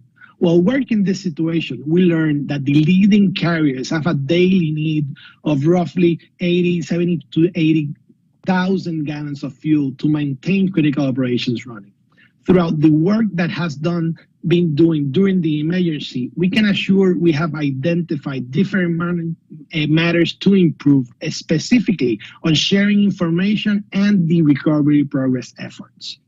The FCC DERS was activated for Fiona, but at our local level, there was some unwillingness to share this type of information with local governments, which we understand being sensitive and a confidential matter.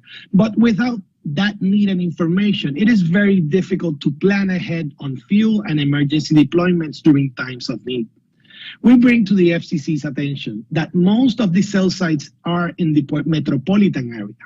From a percentage perspective, the specific reality of most of the affected area that were the south and west of the island were not necessarily clearly represented in the total percentage of coverage. We need to dive into the locations in detail to see the specific affected areas and correlate them with population density. Puerto Rico counts with a high-level technologically georeferenced tool so that we have live data sets that represent the reality of our critical infrastructure and helps the government and emergency and rescue efforts make intelligent decisions based on data. In retrospect, we can say that the impact of Hurricane Fiona in Puerto Rico on the telecommunications industry is proof that the significant improvements have been made since 2017. We are more than grateful of all the relief efforts made by the FCC and the enactment of the Uniendo Puerto Rico Fund so that we could recover from the disasters and build more resilient connectivity for our constituents. Nevertheless, with the bipartisan infrastructure bill, it is imperative that we discuss ways to be more flexible in the use of all those federal funds assigned to Puerto Rico to maximize the benefit of all 3.2 million American citizens that live in Puerto Rico. Finally, Governor Pedro Pierluisi and I want to thank the FCC members who, during and after Hurricane Fiona, flew to Puerto Rico to assist in the recovery efforts. Chairwoman Jessica Rosenworcel, thank you for your visit. Roberto Mosender, Tim Perrier, Juan Silva, Justin Kane, and Carmen Scurato. We can say that the island has always counted on support from the FCC. So again, we are most grateful. Thank you for your time today, and this concludes my message. Thank you so much, and I appreciate everyone's efforts to keep this short. I know you all have lots of stories to tell and lots of information to share. So now we're going to proceed to some brief questioning of our witnesses here, and I will offer Commissioner Carr the opportunity to start. Thanks so much. Thanks to all the witnesses for your testimony. This has been very helpful and informative.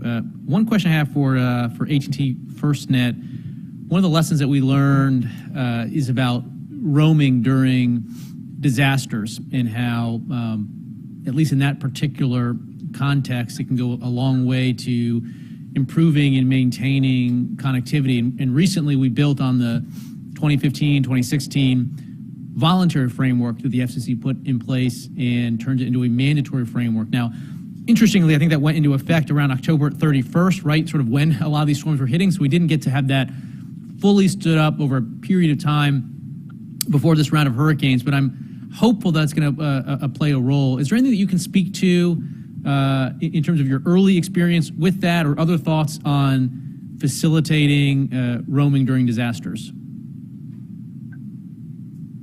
I would say that I believe it's a very positive thing for the region. At the end of the day, Verizon, T-Mobile, and others, cell providers don't become our competitors when we're in the middle of an emergency situation. So we're going to do whatever we have to do to ensure that the recovery efforts happen as quickly as they can happen for all the residents of that impacted area. So for us, the storm hit as a Category 4 on the 28th, and by September 29th, we had opened up our network for roaming. So it was really just a matter of us taking an initial assessment of our network, making sure that we were functional and that we could handle the support, and we, in a very timely fashion, opened up our network to our peers to allow the customers that they serve to also be able to communicate seamlessly with their loved ones that were concerned about them. So at this point, we believe it's a good thing. We believe it's a positive thing. And, hopefully we don't have to enact this again anywhere else in the country. But the stark reality is, as natural disasters hit, communication is the most important thing. Thanks. And let me shift over to Josh with REV. Good to see you. I know that the chairwoman and I had a good visit with your company down in Louisiana recently. One of the things that you've talked about is the need for providers to have real-time information, all providers, not just large providers, as to the status of networks. We've even seen instances before where a vendor for a big carrier, one that provides line services, has more insight than the carrier itself, and sometimes vice versa. Now, obviously, in these scenarios, we have operations centers, there's command centers. What more, from your perspective, needs to be done from a real-time information sharing and some of your ideas on how we get there? Sure, and Commissioner Carr, again, thank you for your visit, and Chairwoman Rosenworcel as well. That really meant a lot to our team, and I think gave us, both the opportunity to share openly, how we saw things on the ground, and that was, as I recall, literally just maybe a few weeks after the event. So you had an opportunity to see sort of the real and fresh impact that had on the community. As far as the communication, as I mentioned earlier, we have to think about small and medium-sized stakeholders, because those types of providers, like ourselves, don't always have the muscle or the staff from a government affairs standpoint, public relations standpoint, to really know how to navigate and plug in with particularly government resources to make sure that we have direct lines of communication, right? So what we found in the past is that we're very much trying to elbow ourselves into conversations or meetings that we didn't even maybe know were happening at a much higher level, and in some cases all the way up to Washington. I have seen improvement in that regard, particularly with Hurricane Ida. As I mentioned, with the commercial coordination group, we were able to participate in those conversations, and I fear what would have happened if we did not. I think that there's an opportunity, if you will, to get those lines of communication open and established in a Rolodex form, if you will, before events, and to understand within geographies and communities who are the stakeholders, small, medium, and large, that should be participating should an event happen. And certainly at the onset of the event, we need to identify that as well. So from our perspective, that's an area that's improved a lot. But the type of information that we need, and I spoke to it earlier in particular, is coordinating with the power utilities in those conversations to know where do they plan to go next. Their resources, order of magnitude, are way greater than ours. In Hurricane Ida, probably tens of thousands of bucket trucks flowing into our region doing their job. And it's very difficult, again, for a small, medium-sized provider, if not communicating with that power provider where they plan to go next, to be there on site and to explain where we have active infrastructure or underground utilities and so forth. Thank you. Thank you. Commissioner Starks. Yes, thank you, Madam Chairwoman. Want to point this question to you, Mr. Enrique Volkers-Nin. As I mentioned, I visited Puerto Rico after the hurricanes, after the earthquakes, and appreciated your comments. I very much heard a number of concerns coming from PREPA that has a lot of energy work down there in Puerto Rico and some of those issues. So I appreciate you focusing on that. You know, I notice in your title, you very much, Deputy Secretary to Innovation, Information, Data, and Technology, you were great talking to us about some of the information and data issues that you have. Can you talk a little bit about what you're seeing in terms of innovation and technology that is helping folks down there in Puerto Rico? As I mentioned in my opening, you know, satellites, drones. Are there any things just more holistically that I'd like to hear from you on that you're seeing down there in Puerto Rico? Well, right now, based on the infrastructure bill and all of the different federal funds that are going to come to Puerto Rico, there's going to be a really massive push to get everybody connected in the island and use those funds to really innovate, to get communications to the very difficult places in Puerto Rico. As you know, you've come here to Puerto Rico. Our topography is really different from different states. So there are a lot of areas in Puerto Rico that are very, very difficult to get a underground cable to. So we are experimenting and working with different innovative connectivity programs and connectivity technology that could get a very, very high capacity internet and communications to those specific areas. There are a lot of programs and different entities that we are reaching out to right now to make sure that we get all of the knowledge of the different works that are being done here in Puerto Rico. As I said, as you said, I'm this Deputy Secretary on Innovation, and it's a very, very important part of our government to really focus on new and alternative ways to get communications to the island, specifically for those places that do not even have a specific, a good cell phone signal. So we're working hand in hand also with the different carriers to make sure that we work in unison to connect to all of the citizens. One more quick question. I know we have a second panel as well.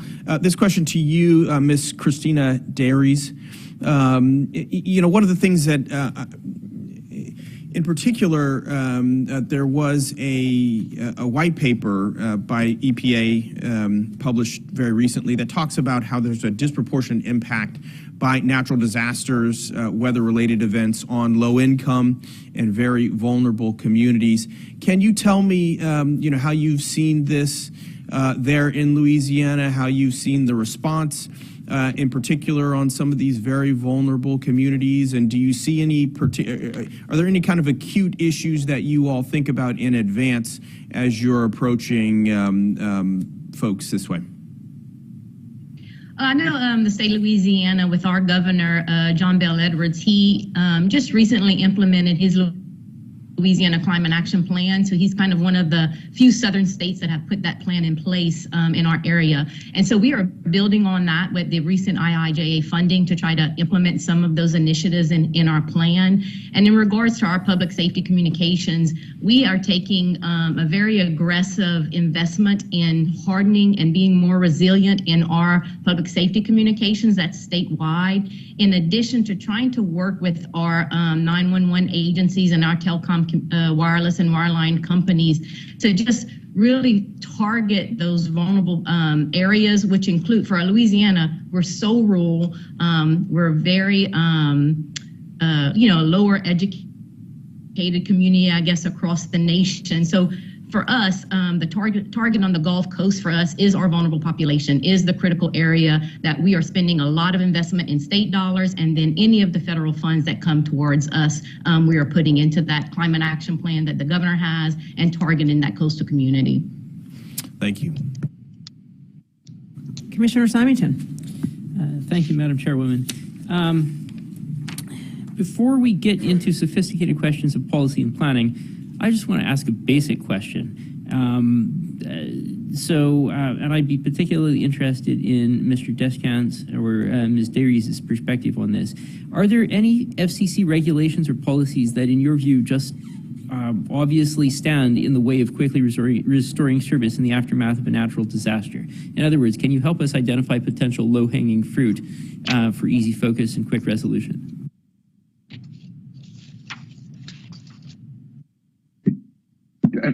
Thank you for the question, Commissioner Symington. There's none that I can think of offhand, but we're happy to give that some thought and circle back, with the commission on that front.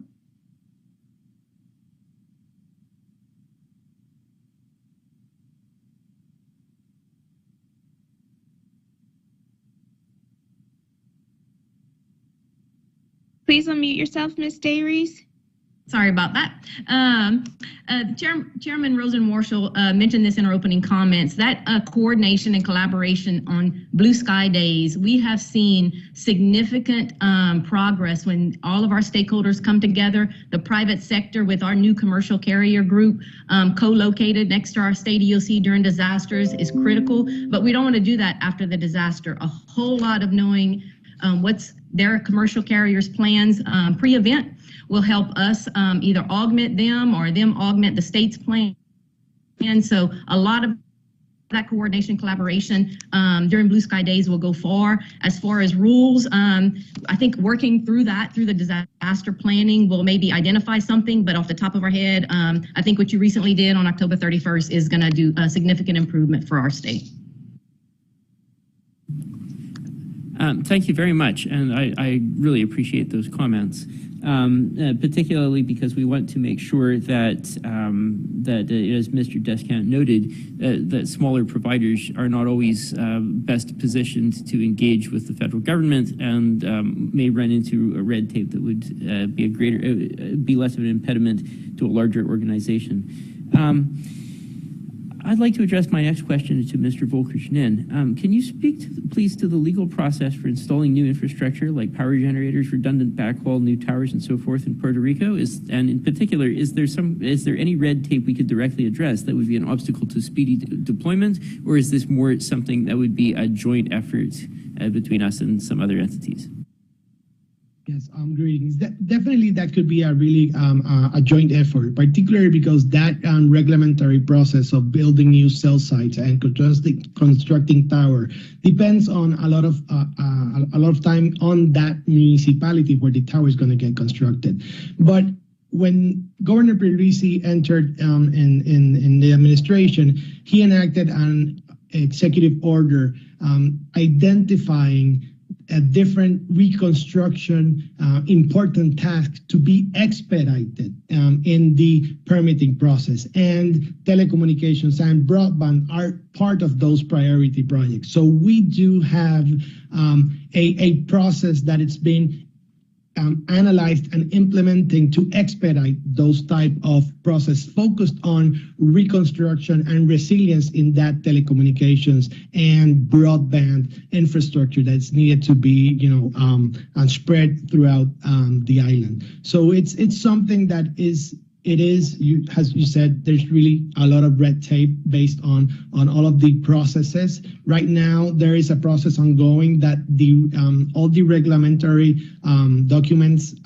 regarding the permits, it's being rethought and rewritten in order to expedite that process.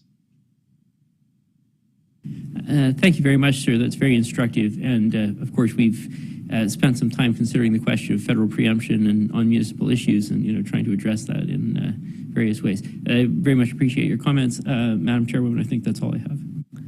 Thank you to my colleagues. So first, I'm going to make a plug, and then I'm going to ask a question. Our Disaster Information Reporting System, known as DIRS, came up. That is where, on a voluntary basis, we collect data from our carriers, and we set it up in advance of known weather events, the kind that affect Florida, Louisiana, and Puerto Rico with some regularity. And we, this year, for the first time in a very long time, decided that we should make that data available to our state and local counterparts, because at least I'm fairly convinced that you'll see patterns in that data that we won't, and you can put it to good use. You just have to sign up for its use so that we maintain appropriate confidentiality. So I just want to encourage those who are out here to do that. I see Enrique nodding his head because I believe they actually have in Puerto Rico already, but I certainly want to encourage others to do so. Not just because we want to share that data with you, but we want you to take a look at it and help us learn from it as well. Now, I do have a question, though, and again, this is going to go to our colleagues from Florida, Louisiana, and Puerto Rico, and we'll start with you, Mr. Fila. Tell me what's the best thing that you do in Lee County to coordinate with power authorities, and how you think that we might be able to make that a best practice nationally. I think presence, being in the EOC, whether it's the state EOC or the local EOC, and just making sure the players have a FaceTime, because you don't see it if they're not there. And I think the one thing I would extend to that is, and Commissioner Carr mentioned it, I don't think it's just the power, though. I think it's the broadband carriers. That sawtooth effect is going to happen, but if you have a broadband carrier following this caravan of power companies, then they can repair it there.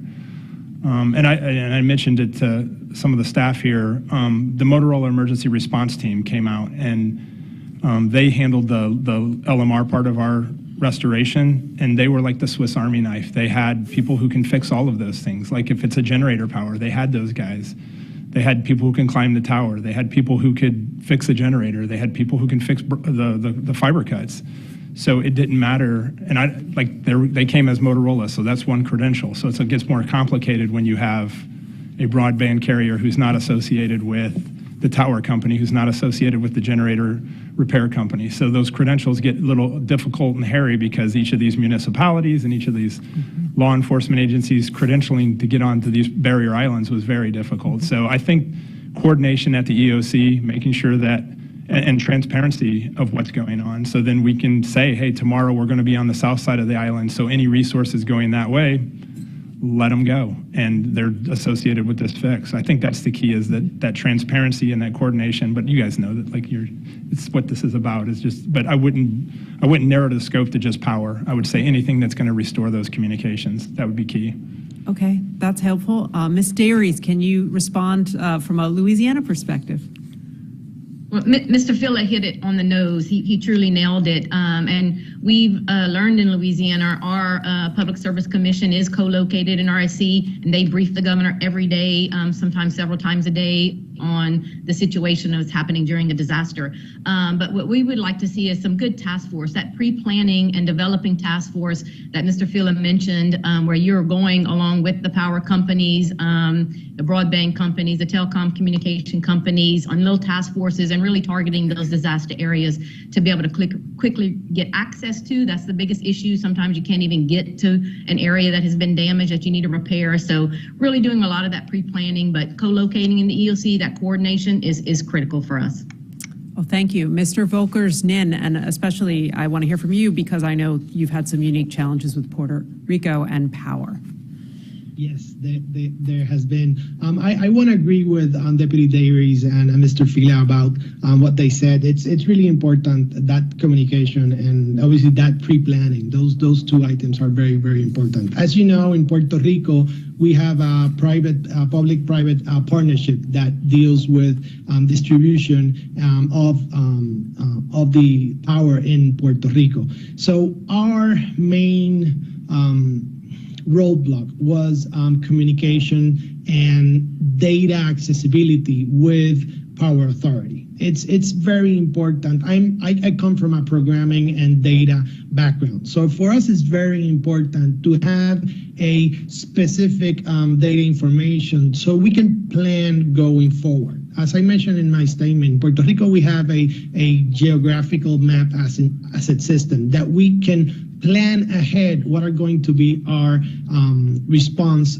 efforts. Obviously, every emergency, every state, it's unique, their response, and we cannot plan 100% ahead. But the more information that we have can help on planning the different scenarios that we can implement. One thing in Puerto Rico that happened, there was a lot of fiber that was cut, and even the power of the Luma personnel, because they did not have the specific data and information of where some specific lines were cut. They cut fiber lines when they were fixing poles and when they were drilling. So I need to come back to that information and data accessibility within Luma, the power authority, the power of the P3 authority, and within the telecommunications companies, carriers, because I know, and as I said, it's a very confidential matter that we need to handle, but it is imperative that we can have that specific communication to know where things are, so we can plan ahead and plan in terms of emergency. Fortunately, after Fiona, obviously there has been a lot of work with Luma and a lot of communications going on, and we are still working to have those assets connected to our system so we can effectively plan and work with those emergencies. So if I needed to sum up, it's information and data. It's crucial for us to plan a very, very good effort on response. All right. I just want to thank you all for sharing your experiences with us. You are rounding out our knowledge as we are exiting this hurricane season. And with that, we are concluding panel 1, Lessons on the Ground. And we are going to shortly now move on to panel 2. So let's make sure we can have a technical swap out and change. Thank you all for being here. We really appreciate it. Thank you. Bye-bye.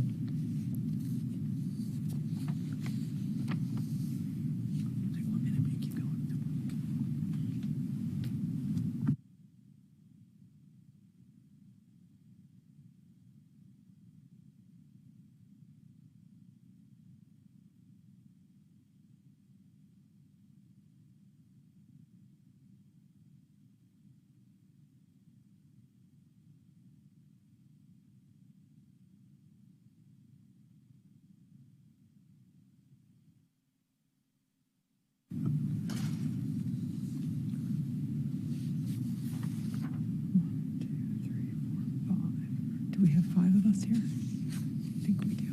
All right.